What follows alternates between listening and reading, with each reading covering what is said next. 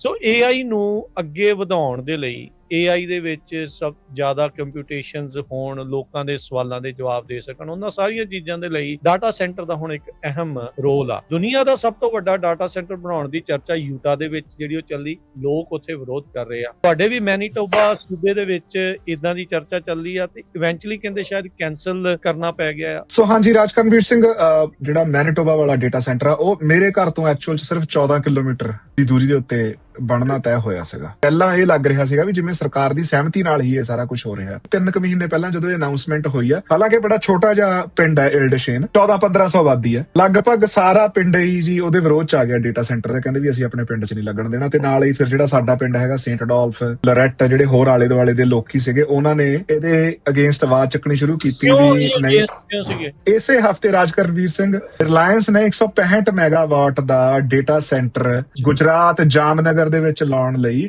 Meta, ਜਿਹੜੀ ਕਿ Facebook ਤੇ WhatsApp ਨੂੰ ਓਨ ਕਰਦੀ ਹੈ ਤੇ ਇੰਸਟਾਗ੍ਰਾਮ ਨੂੰ ਓਨ ਕਰਦੀ ਹੈ, ਉਹਨਾਂ ਨਾਲ ਕੰਟਰੈਕਟ ਸਾਈਨ ਕੀਤਾ। ਸੋ ਮੈਟਾ ਜਿਹੜੀ ਕਿ ਇੱਕ ਅਮਰੀਕਨ ਕੰਪਨੀ ਹੈ, ਉਹਦਾ ਡਾਟਾ ਸੈਂਟਰ ਗੁਜਰਾਤ ਜਾਮਨਗਰ ਦੇ ਵਿੱਚ ਲੱਗੂਗਾ, ਜਿੱਥੇ এনवायरमेंट ਦਾ ਪਹਿਲਾਂ ਹੀ ਬਹੁਤ ਬੁਰਾ ਹਾਲ ਹੈ, ਜਿੱਥੇ ਪਾਣੀ ਪੀਣ ਦੀ ਪਹਿਲਾਂ ਹੀ ਬਹੁਤ ਜ਼ਿਆਦਾ ਕਿੱਲਤ ਹੈ। ਤੇ ਮਤਲਬ ਉਹਦੇ ਚ ਇੰਟਰਸਟਿੰਗਲੀ ਵੀ ਚਲੋ ਮਤਲਬ ਇੰਡੀਆ ਆਪਣੇ ਆਪ ਨੂੰ AI ਦਾ ਹੱਬ ਬਣਾਉਣਾ ਚਾਹੁੰਦਾ। ਮੈਟਾ ਵਾਲਿਆਂ ਨੇ ਕਿਹਾ ਵੀ $600 ਬਿਲੀਅਨ ਉਹਨਾਂ ਨੇ ਕੱਲੇ US ਦੇ ਵਿੱਚ ਇਨਵੈਸਟ ਕਰਨਾ। ਇਹ ਸਾਰੀਆਂ ਚੀਜ਼ਾਂ AI ਤੇ ਨਾਲ ਉਹਦੇ ਰਿਲੇਟਡ। ਰੀਸੈਂਟਲੀ ਉਹਨਾਂ ਨੇ more than 100 million technicians free ਦੇ ਵਿੱਚ ਉਹਨਾਂ ਨੂੰ ਡਾਟਾ ਸੈਂਟਰਸ ਦੇ ਲਈ ਤਿਆਰ ਕਰਨ ਦੇ ਲਈ ਜਿਹੜੇ ਪ੍ਰੋਗਰਾਮ ਆ ਉਹ ਕੀਤੇ ਆ। ਸੋ ਇਹ ਵੀ ਇੱਕ ਤਰੀਕਾ ਹੈ ਲੋਕਾਂ ਨੂੰ ਡਾਟਾ ਸੈਂਟਰ ਦੇ ਹੱਕ ਦੇ ਵਿੱਚ ਭੁਗਤਾਉਣ ਦਾ। ਸੋਸ਼ਲ ਮੀਡੀਆ ਤੋਂ ਹੁਣ ਜਿਹੜੀ ਅਗਲੀ ਗੇਮ ਆ ਉਹ AI ਦੀ ਗੇਮ ਆ। ਸੋ ਜਿਹੜੀ US ਅਪਰੋਚ ਆ ਇਹਨੂੰ, ਉਹ ਸੈਂਟਰਲਾਈਜੇਸ਼ਨ ਦੀ ਆ। ਜਿਹੜੀ ਚਾਈਨੀਜ਼ ਅਪਰੋਚ ਆ ਉਹ ਡੀਸੈਂਟਰਲਾਈਜੇਸ਼ਨ ਦੀ ਆ, ਕਿਉਂਕਿ ਉਹ ਇਹਨੂੰ ਅੰਡਰਕਟ ਕਰਨਾ ਚਾਹੁੰਦੇ ਆ। ਜਿਹੜੀਆਂ ਟ੍ਰੈਡੀਸ਼ਨਲੀ ਜਿਹੜੀਆਂ ਕੰਟਰੀਜ਼ ਆਪਣੇ ਆਪ ਦੇ ਵਿੱਚ ਇੰਡੀਪੈਂਡੈਂਟ ਤੇ ਸੋਵਰਨ ਰਹੀਆਂ, ਜਿਵੇਂ ਕਿ ਸਵਿਟਜ਼ਰਲੈਂਡ ਵਰਗਾ ਕੰਟਰੀ ਆ, ਉਹਨਾਂ ਦੀ ਹੋਰ ਵੀ ਇੰਟਰਸਟਿੰਗ ਅਪਰੋਚ ਬੜਾ ਇੰਟਰਸਟਿੰਗ ਆ, ਸੈਂਟਰਲਾਈਜ਼ਡ ਤੇ ਡੀਸੈਂਟਰਲਾਈਜ਼ਡ। ਚਾਈਨਾ ਨੂੰ ਆਪਾਂ ਜਦੋਂ ਬਾਹਰੋਂ ਦੇਖਦੇ ਹਾਂ, ਇਦਾਂ ਲੱਗਦਾ ਵੀ they want it everything centralised ਜੀ। ਉਹਨਾਂ ਨੇ ਇਹ ਜਿਹੜਾ AI ਮਾਡਲ ਡੀਸੈਂਟਰਲਾਈਜ਼ਡ ਕਰਕੇ, ਤੇ ਅਮਰੀਕਾ ਦਾ ਉਲਟਾ ਸੀਗਾ ਵੀ ਦੇ ਹੈਵ ਐਵਰੀਥਿੰਗ, ਫੈਡਰਲਿਜ਼ਮ ਆ, ਡੀਸੈਂਟਰਲਾਈਜ਼ਡ ਆ। ਇਹ ਸਾਰੀ ਚੀਜ਼ ਦੇ ਵਿੱਚ ਹੁਣ ਸੈਂਟਰਲਾਈਜ਼ਡ ਆ। ਇਹ ਤੁਹਾਨੂੰ ਕਿਉਂ ਲੱਗਦਾ ਵੀ ਆਪਸ ਦੇ ਵਿੱਚ ਇਹਨਾਂ ਨੇ ਤਬਦੀਲੀ ਕਿੱਦਾਂ ਕਰ ਲਈ ਹੈ, ਫਲਿਪ ਫਲॉप ਕਿੱਦਾਂ ਹੋ ਗਏ?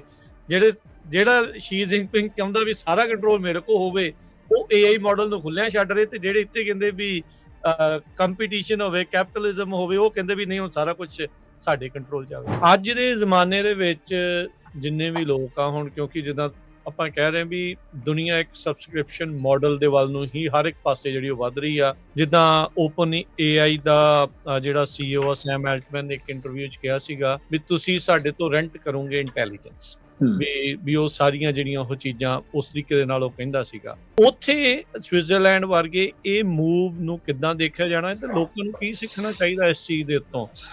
ਕਿੰਨਾ ਕੁ ਰਿਲਾਈ ਕਰਦਾ ਆ ਤੇ ਕਿੰਨਾ ਕਿਸ ਤੋਂ ਆਪਾਂ ਇੰਡੀਪੈਂਡੈਂਟ ਰਹਿਣਾ? ਗੱਲ ਆਪਾਂ ਸੋਵਰਨਿਟੀ ਦੀ ਹਮੇਸ਼ਾ ਕਰਦੇ ਆ, ਪਰ ਇਹ ਮਾਡਲ ਦੇ ਵਿੱਚ ਕਿਤੇ ਸੋਵਰਨਿਟੀ ਨਜ਼ਰ ਆਊਗੀ? Punjabi radio USA, Punjabi TV USA ਦੇ ਉੱਤੇ ਆਪ ਸਭ ਦਾ ਸਵਾਗਤ ਹੈ। ਮੈਂ ਰਾਜਕਰਨਵੀਰ ਸਿੰਘ। ਅੱਜ ਦੇ ਪ੍ਰੋਗਰਾਮ ਅਪਡੇਟ ਕੈਨੇਡਾ ਦੇ ਵਿੱਚ ਤੁਹਾਨੂੰ ਜੀ ਆਇਆਂ ਨੂੰ ਆਖਦੇ ਹਾਂ। ਜੁੜ ਚੁੱਕੇ ਨੇ ਮੇਰੇ ਨਾਲ ਇਸ ਪ੍ਰੋਗਰਾਮ ਦੇ ਵਿੱਚ ਗੱਲਬਾਤ ਕਰਨ ਦੇ ਲਈ ਅਰਵਿੰਦਰ ਸਿੰਘ ਕੰਗ ਜੀ। ਅਰਵਿੰਦਰ ਸਿੰਘ ਜੀ, ਜੀ ਆਇਆਂ ਨੂੰ ਸਵਾਗਤ ਹੈ। ਸਤਿ ਸ਼੍ਰੀ ਅਕਾਲ ਜੀ। ਤੁਹਾਡੇ ਵੇਖਣ ਤੇ ਸੁਣਨ ਵਾਲੇ ਸਾਰੇ ਦਰਸ਼ਕਾਂ ਨੂੰ ਮੇਰੇ ਬਹੁਤ ਪਿਆਰ ਭਰੀ ਸਤਿ ਸ਼੍ਰੀ ਅਕਾਲ। ਨਾਲ ਜੁੜ ਚੁੱਕੇ ਨੇ ਗੁਰਜਸਪਾਲ ਸਿੰਘ। ਗੁਰਜਸਪਾਲ ਸਿੰਘ, ਸਵਾਗਤ ਹੈ, ਜੀ ਆਇਆਂ ਨੂੰ, ਸਤਿ ਸ਼੍ਰੀ ਅਕਾਲ।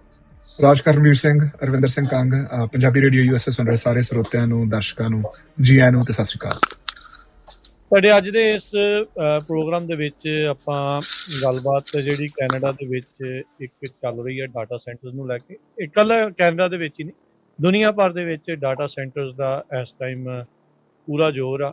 ਬਹੁਤ ਸਾਰੇ ਖਾਸ ਕਰਕੇ ਜਿਹੜੀਆਂ ਬਿਗ ਟੈਕ ਕੰਪਨੀਜ਼ ਆ, ਉਹ ਦੁਨੀਆ ਦਾ ਹਰ ਇੱਕ ਕੋਨਾ ਜਿਹੜਾ ਉਹਨਾਂ ਨੂੰ ਖਾਲੀ ਲੱਭਦਾ ਆ, ਉੱਥੇ ਉਹ ਡਾਟਾ ਸੈਂਟਰ ਲਾਉਣ ਨੂੰ ਕਾਹਲੀਆਂ। ਲੋਕ, ਕਈ ਕਮਿਊਨਿਟੀਜ਼ ਉਸ ਦਾ ਵਿਰੋਧ ਕਰ ਰਹੀਆਂ। ਜਿਹੜੇ ਐਂਟਰਪ੍ਰੈਨਿਓਰਸ ਆ ਉਹ ਕਹਿ ਰਹੇ ਆ ਵੀ ਨਹੀਂ, ਇਹਦਾ ਫਾਇਦਾ ਬਹੁਤ ਆ। AI ਦੀ ਇਸ ਰੇਸ ਨੇ ਇਸ ਡਾਟਾ ਸੈਂਟਰਸ ਬਣਾਉਣ ਵਾਲੀ ਜਿਹੜੀ ਗੱਲ ਆ ਉਸ ਨੂੰ ਬਹੁਤ ਜ਼ਿਆਦਾ ਤੇਜ਼ ਕਰ ਦਿੱਤਾ ਆ। ਇਹਦਾ ਕੀ ਇਫੈਕਟ ਹੋਣ ਜਾ ਰਿਹਾ ਆ, ਇਹ ਅੱਗੇ ਕਿਸ ਪਾਸੇ ਵੱਲ ਨੂੰ ਜਿਹੜੀ ਇਹ ਲੜੀ ਆ ਉਹ ਜੁੜ ਰਹੀ ਆ। ਦੁਨੀਆ ਟੈਕਨੋਲੋਜੀ ਦੀ, ਤਕਨੀਕ ਦੀ ਇਸ ਪਿੱਠ ਦੇ ਉੱਤੇ ਬਹੁਤ ਤੇਜ਼ੀ ਦੇ ਨਾਲ ਅੱਗੇ ਨੂੰ ਛਾਲਾ ਮਾਰਦੀ ਹੋਈ ਜਿਹੜੀ ਉਹ ਜਾ ਰਹੀ ਹੈ। ਸੋ ਅੱਜ ਆਪਾਂ ਉਸ ਬਾਰੇ ਜਿਹੜੀ ਉਹ ਚਰਚਾ ਕਰਾਂਗੇ। ਮੁਲਕਾਂ ਦੇ ਲਈ ਇਹਨਾਂ ਦਾ ਕੀ ਅਰਥ ਹੁੰਦਾ ਆ, ਇਹ ਕਿਸ ਤਰੀਕੇ ਦੇ ਨਾਲ ਜਿਹੜੇ ਕੋਈ ਆਪਣਾ ਮੁਲਕ ਬਣਾਉਣ ਬਾਰੇ ਵੀ ਸੋਚ ਰਹੇ ਆ, ਉਹਨਾਂ ਦੇ ਕਨਸੈਪਟ ਦੇ ਵਿੱਚ ਇਹ ਕਿੱਦਾਂ ਐਡ ਹੁੰਦਾ ਆ, ਕਿਵੇਂ ਕਿੱਥੇ ਜਾ ਕੇ ਖੜਦਾ ਆ, ਉਸ ਸੰਦਰਭ ਦੇ ਵਿੱਚ ਆਪਾਂ ਗੱਲਬਾਤ ਜਿਹੜੀ ਉਹ ਕਰਾਂਗੇ। ਸ਼ੁਰੂਆਤ ਇਸੇ ਚੀਜ਼ ਤੋਂ ਹੀ ਆਪਾਂ ਕਰ ਲੈਂਦੇ ਹਾਂ ਵੀ ਆਪਾਂ AI ਵਾਲਾ ਸ਼ੋਅ ਵੀ ਕਰਦੇ ਹਾਂ, ਹਰਵਿੰਦਰ ਸਿੰਘ ਦੇ ਨਾਲ ਆਪਾਂ ਹਰ ਸੋਮਵਾਰ ਨੂੰ ਉਹ ਕਰਦੇ ਹੁੰਦੇ ਹਾਂ ਵੀ ਟੈਕਨੋਲੋਜੀ ਕਿੱਦਾਂ ਤੇਜ਼ੀ ਦੇ ਨਾਲ ਵੱਧ ਰਹੀ ਆ। ਸੋ AI ਨੂੰ ਅੱਗੇ ਵਧਾਉਣ ਦੇ ਲਈ, AI ਦੇ ਵਿੱਚ ਸਭ ਜ਼ਿਆਦਾ ਕੰਪਿਊਟੇਸ਼ਨਸ ਹੋਣ, ਲੋਕਾਂ ਦੇ ਸਵਾਲਾਂ ਦੇ ਜਵਾਬ ਦੇ ਸਕਣ, ਉਹਨਾਂ ਸਾਰੀਆਂ ਚੀਜ਼ਾਂ ਦੇ ਲਈ ਡਾਟਾ ਸੈਂਟਰ ਦਾ ਹੁਣ ਇੱਕ ਅਹਿਮ ਰੋਲ ਆ। ਦੁਨੀਆ ਦਾ ਸਭ ਤੋਂ ਵੱਡਾ ਡਾਟਾ ਸੈਂਟਰ ਬਣਾਉਣ ਦੀ ਚਰਚਾ ਯੂਟਾ ਦੇ ਵਿੱਚ ਜਿਹੜੀ ਉਹ ਚੱਲੀ, ਲੋਕ ਉੱਥੇ ਵਿਰੋਧ ਕਰ ਰਹੇ ਆ। ਤੁਹਾਡੇ ਵੀ ਮੈਨੀਟੋਬਾ ਸੂਬੇ ਦੇ ਵਿੱਚ ਇਦਾਂ ਦੀ ਚਰਚਾ ਚੱਲੀ ਆ ਤੇ ਇਵੈਂਚੁਅਲੀ ਕਹਿੰਦੇ ਸ਼ਾਇਦ ਕੈਂਸਲ ਕਰਨਾ ਪੈ ਗਿਆ ਆ। ਸੋ ਥੋੜਾ ਜਿਹਾ ਪਹਿਲਾਂ ਆਪਾਂ ਉਸ ਚੀਜ਼ ਦੇ ਬਾਰੇ ਗੱਲ ਕਰਦੇ, ਫਿਰ ਆਪਾਂ ਡਾਟਾ ਸੈਂਟਰਸ ਦੇ ਉੱਤੇ ਓਵਰਆਲ ਗੱਲ ਕਰਦੇ ਕਿ ਇਹ ਕੈਂਸਲ ਕਿਉਂ ਹੋਇਆ। ਸੋ ਹਾਂਜੀ, ਰਾਜਕਰਨਵੀਰ ਸਿੰਘ, ਜਿਹੜਾ ਮੈਨੀਟੋਬਾ ਵਾਲਾ ਡੇਟਾ ਸੈਂਟਰ ਆ ਉਹ ਮੇਰੇ ਘਰ ਤੋਂ ਐਕਚੁਅਲ ਚ ਸਿਰਫ 14 ਕਿਲੋਮੀਟਰ ਦੀ ਦੂਰੀ ਦੇ ਉੱਤੇ ਬਣਨਾ ਤੈਅ ਹੋਇਆ ਸੀਗਾ। ਇਲਡਸ਼ੇਨ ਦੇ ਵਿੱਚ ਵਿਨੀਪੈਗ ਤੋਂ ਲਗਭਗ 10 ਕਿਲੋਮੀਟਰ ਸਾਊਥ ਇਲਡਸ਼ੇਨ ਦਾ ਛੋਟਾ ਜਿਹਾ ਕਸਬਾ ਹੈ, ਖੇਤੀਬਾੜੀ ਵਾਲਾ ਕਸਬਾ ਹੈ। ਉਦਾਂ ਜਿਹੜੇ ਟ੍ਰੇਡਸ ਵਾਲੇ ਬੰਦੇ ਹੈਗੇ ਆ, ਜਿਹੜੇ ਨੌਕਰੀ ਪੇਸ਼ਾ ਬੰਦੇ ਜਿਹੜੇ ਸ਼ਹਿਰ ਚ ਜਾਂਦੇ ਆ, ਕਿਉਂਕਿ 10-15 ਕਿਲੋਮੀਟਰ ਦੂਰ ਹੀ ਆ, ਉਹ ਜਾਂਦੇ ਆ। ਪਰ ਜ਼ਿਆਦਾਤਰ ਜਿਹੜਾ ਮੈਜੋਰਿਟੀ ਉਹਦੇ ਆਲੇ ਦੁਆਲੇ ਖੇਤ ਹੈਗੇ ਆ, ਖੇਤੀਬਾੜੀ ਵਾਲਾ ਇਲਾਕਾ, ਤੇ ਪੁਰਾਣੇ ਜਿਹੜੇ ਫਾਰਮਰ ਉੱਥੇ ਜ਼ਿਆਦਾਤਰ ਰਹਿੰਦੇ ਆ। ਸੋ ਉਹਨਾਂ ਫਾਰਮਸ ਦੇ ਵਿੱਚ ਹੀ ਇਹ ਜਿਹੜਾ ਬਾਲਾ ਵੱਡਾ ਨਹੀਂ ਸੀ, 25 ਮੈਗਾਵਾਟ ਦਾ ਜਿਹੜਾ ਇਹ ਡੇਟਾ ਸੈਂਟਰ ਲੱਗਣਾ ਸੀਗਾ। ਤੇ ਉਹਦੇ ਵਿੱਚ ਜਿਹੜਾ ਡੇਟਾ ਸੈਂਟਰ ਆ ਉਹਨਾਂ ਨੇ ਆਪਣੀ ਐਪਲੀਕੇਸ਼ਨ ਪਾਈ ਹੋਈ ਸੀਗੀ। ਪਹਿਲਾਂ ਇਹ ਲੱਗ ਰਿਹਾ ਸੀਗਾ ਵੀ ਜਿਵੇਂ ਸਰਕਾਰ ਦੀ ਸਹਿਮਤੀ ਨਾਲ ਹੀ ਇਹ ਸਾਰਾ ਕੁਝ ਹੋ ਰਿਹਾ, ਕਿਉਂਕਿ ਮੇਰੀ ਜਿੱਦਾਂ ਕਈ ਬੰਦਿਆਂ ਨਾਲ ਗੱਲ ਹੋਈ ਜਿਹੜੇ ਸਰਕਾਰ ਦੇ ਵਿੱਚ ਵੀ ਨੇ, ਉਹ ਮੈਂ ਉਹਨਾਂ ਨੂੰ ਪੁੱਛ ਰਿਹਾ ਸੀਗਾ, ਮੈਂ ਕਿਹਾ ਵੀ ਬਿਜਲੀ ਦਾ ਕਿੱਦਾਂ ਹੋਣਾ, ਕਿਉਂਕਿ ਜਿਹੜੇ ਡੇਟਾ ਸੈਂਟਰ ਆ ਉਹਨਾਂ ਨੂੰ ਬਿਜਲੀ ਦੀ ਬਹੁਤ ਜ਼ਿਆਦਾ ਲੋੜ ਹੁੰਦੀ ਹੈ, ਹਨਾ ਵੀ। ਤੇ ਜਿਹੜੀ ਆਮ ਗੱਲ ਇਹ ਹੈ ਵੀ ਮੈਨੀਟੋਬਾ ਕੋਲ ਈਵਨ ਦੋ ਜਿਹੜੀ ਸਾਡੀ ਬਿਜਲੀ ਆ ਉਹ ਬਿਲਕੁਲ ਗ੍ਰੀਨ ਐਨਰਜੀ ਆ, ਉਹ ਹਾਈਡਰੋ ਪਾਵਰ ਪਲਾਂਟਸ ਤੋਂ ਬਣਦੀ ਆ, ਤੇ ਸਾਡੇ ਕੋਲ ਇਨਫ ਹੈਗੀ ਹੈ ਵੀ ਅਸੀਂ ਮਿਨੇਸੋਟਾ ਤੇ ਨਾਰਥ ਡਕੋਟਾ ਨੂੰ ਵੇਚਦੇ ਆ, ਪਰ ਉਹ ਇੰਨੀ ਨਹੀਂ ਹੈਗੀ ਵੀ ਅਸੀਂ ਡੇਟਾ ਸੈਂਟਰ ਉਹਦੇ ਨਾਲ ਸਪੋਰਟ ਕਰ ਸਕੀਏ। ਤਾਂ ਵੀ ਉਹਦਾ ਡੇਟਾ ਸੈਂਟਰ ਕਿਵੇਂ ਆਊਗਾ? ਸੋ ਉਹਨਾਂ ਨੇ ਹਾਲੇ ਇਹ ਦੱਸਿਆ ਸੀਗਾ ਵੀ ਇਹ ਜਿਹੜੇ ਡੇਟਾ ਸੈਂਟਰ ਵਾਲੇ ਹੈਗੇ ਆ, ਇਹ ਆਪਣਾ ਸੋਲਰ ਪਲਾਂਟ ਲਾਉਣਗੇ, ਇਹ ਆਪਣੀ ਜਿਹੜੀ ਇਹਨਾਂ ਦੀ ਗੈਸ ਨੂੰ ਵਰਤ ਕੇ, ਜਨਰੇਟਰ ਵਰਤ ਕੇ ਇਹ ਥੋੜੀ ਬਹੁਤੀ ਬਿਜਲੀ ਉੱਥੋਂ ਜਨਰੇਟ ਕਰਨਗੇ। ਫਿਰ ਜਿਹੜਾ ਦੂਜਾ ਸਮੱਸਿਆ ਸੀ ਕਿ ਜਿਹੜਾ ਡੇਟਾ ਸੈਂਟਰ ਹੈ ਉਹ ਪਾਣੀ ਬਹੁਤ ਜ਼ਿਆਦਾ ਖਪਤ ਕਰਦੇ ਆ, ਹਨਾ, ਕੂਲਿੰਗ ਦੇ ਲਈ ਪਾਣੀ ਦੀ ਬਹੁਤ ਜ਼ਿਆਦਾ ਲੋੜ ਹੈ। ਜਿਹੜਾ ਮੈਨੀਟੋਬਾ ਇੱਕ ਵਧੀਆ ਸਪੌਟ ਤਾਂ ਮੰਨਿਆ ਜਾਂਦਾ ਕਿਉਂਕਿ ਮੈਨੀਟੋਬਾ ਦਾ ਜਿਹੜਾ ਵਾਤਾਵਰਨ ਹੈ ਉਹ 6 ਮਹੀਨੇ ਬਹੁਤ ਜ਼ਿਆਦਾ ਠੰਡ ਰਹਿੰਦੀ ਹੈ, ਸੋ ਕੂਲਿੰਗ ਦੀ ਉਨੀ ਜ਼ਿਆਦਾ ਲੋੜ ਨਹੀਂ ਪੈਂਦੀ, ਹਨਾ। ਸਿਰਫ ਗਰਮੀਆਂ ਦੇ ਵਿੱਚ ਕੂਲਿੰਗ ਦੀ ਜ਼ਿਆਦਾ ਲੋੜ ਪੈਂਦੀ ਹੈ, ਤੇ ਉਹਦੇ ਵਿੱਚ ਫਿਰ ਜਿਹੜਾ ਉਹ ਪਾਣੀ ਨੂੰ ਸਰਕੂਲੇਟ ਕਰਨਾ, ਉਹਦੇ ਉਹਨਾਂ ਨੇ ਇੱਕ ਸਿਸਟਮ 'ਚ ਘੜੇ ਹੋਏ ਸੀ। ਪਰ ਰਾਜਕਰਨਵੀਰ ਸਿੰਘ 3 ਮਹੀਨੇ ਪਹਿਲਾਂ ਜਦੋਂ ਇਹ ਅਨਾਉਂਸਮੈਂਟ ਹੋਈ ਆ, ਹਾਲਾਂਕਿ ਬੜਾ ਛੋਟਾ ਜਿਹਾ ਪਿੰਡ ਹੈ ਇਲਡਸ਼ੇਨ, 1400-1500 ਆਬਾਦੀ ਹੈ, ਲਗਭਗ ਸਾਰਾ ਪਿੰਡ ਹੀ ਜੀ ਉਹਦੇ ਵਿਰੋਧ ਚ ਆ ਗਿਆ ਡੇਟਾ ਸੈਂਟਰ ਦੇ, ਕਹਿੰਦੇ ਵੀ ਅਸੀਂ ਆਪਣੇ ਪਿੰਡ ਚ ਨਹੀਂ ਲੱਗਣ ਦੇਣਾ। ਤੇ ਨਾਲ ਹੀ ਫਿਰ ਜਿਹੜਾ ਸਾਡਾ ਪਿੰਡ ਹੈਗਾ ਸੇਂਟ ਅਡੋਲਫ, ਲੋਰੈਟ, ਜਿਹੜੇ ਹੋਰ ਆਲੇ ਦੁਆਲੇ ਦੇ ਲੋਕੀ ਸੀਗੇ, ਉਹਨਾਂ ਨੇ ਇਹਦੇ ਅਗੇਂਸਟ ਆਵਾਜ਼ ਚੱਕਣੀ ਸ਼ੁਰੂ ਕੀਤੀ ਵੀ ਨਹੀਂ। ਇੱਕ ਤਾਂ ਦੇਖੋ ਜਿਹੜਾ ਵਾਤਾਵਰਨ ਦਾ ਇੰਪੈਕਟ ਹੈ, ਠੀਕ ਹੈ ਨਾ, ਵੀ ਜਦੋਂ ਤੁਸੀਂ ਉਹਨਾਂ ਨੇ ਪਾਣੀ ਦਾ ਅੰਡਰਗਰਾਉਂਡ ਪਾਣੀ ਉਹ ਕੱਢਣਾ, ਉਹ ਜਿਹੜਾ ਅੰਡਰਗਰਾਉਂਡ ਪਾਣੀ ਆ ਉਹ ਸ਼ੇਡ ਹੈ। ਜਿਹੜਾ ਵਿਨੀਪੈਗ ਦਾ ਪਾਣੀ ਆ ਉਹ ਸਾਡੇ ਇੱਥੇ ਸ਼ੋਲ ਲੇਕ ਹੈਗੀ ਆ, ਉੱਥੋਂ ਆਉਂਦਾ ਹੈ। ਅਰਵਿੰਦਰ ਸਿੰਘ ਆਏ ਆ, ਉਹਨਾਂ ਨੇ ਇਹ ਚੀਜ਼ ਦੇਖੀ ਆ। ਪਰ ਜਿਹੜੇ ਬਾਕੀ ਆਲੇ ਦੁਆਲੇ ਦੇ ਜਿਹੜੇ ਕਸਬੇ ਹੈਗੇ ਆ ਉਹ ਅੰਡਰਗਰਾਉਂਡ ਪਾਣੀ ਪੀਂਦੇ ਆ, ਸਾਡੇ ਵੈਲ ਲੱਗੇ ਹੋਏ ਆ, ਸਾਡੇ ਘਰਾਂ ਦੇ ਵਿੱਚ ਵੈਲ ਲੱਗੇ ਹੋਏ ਆ।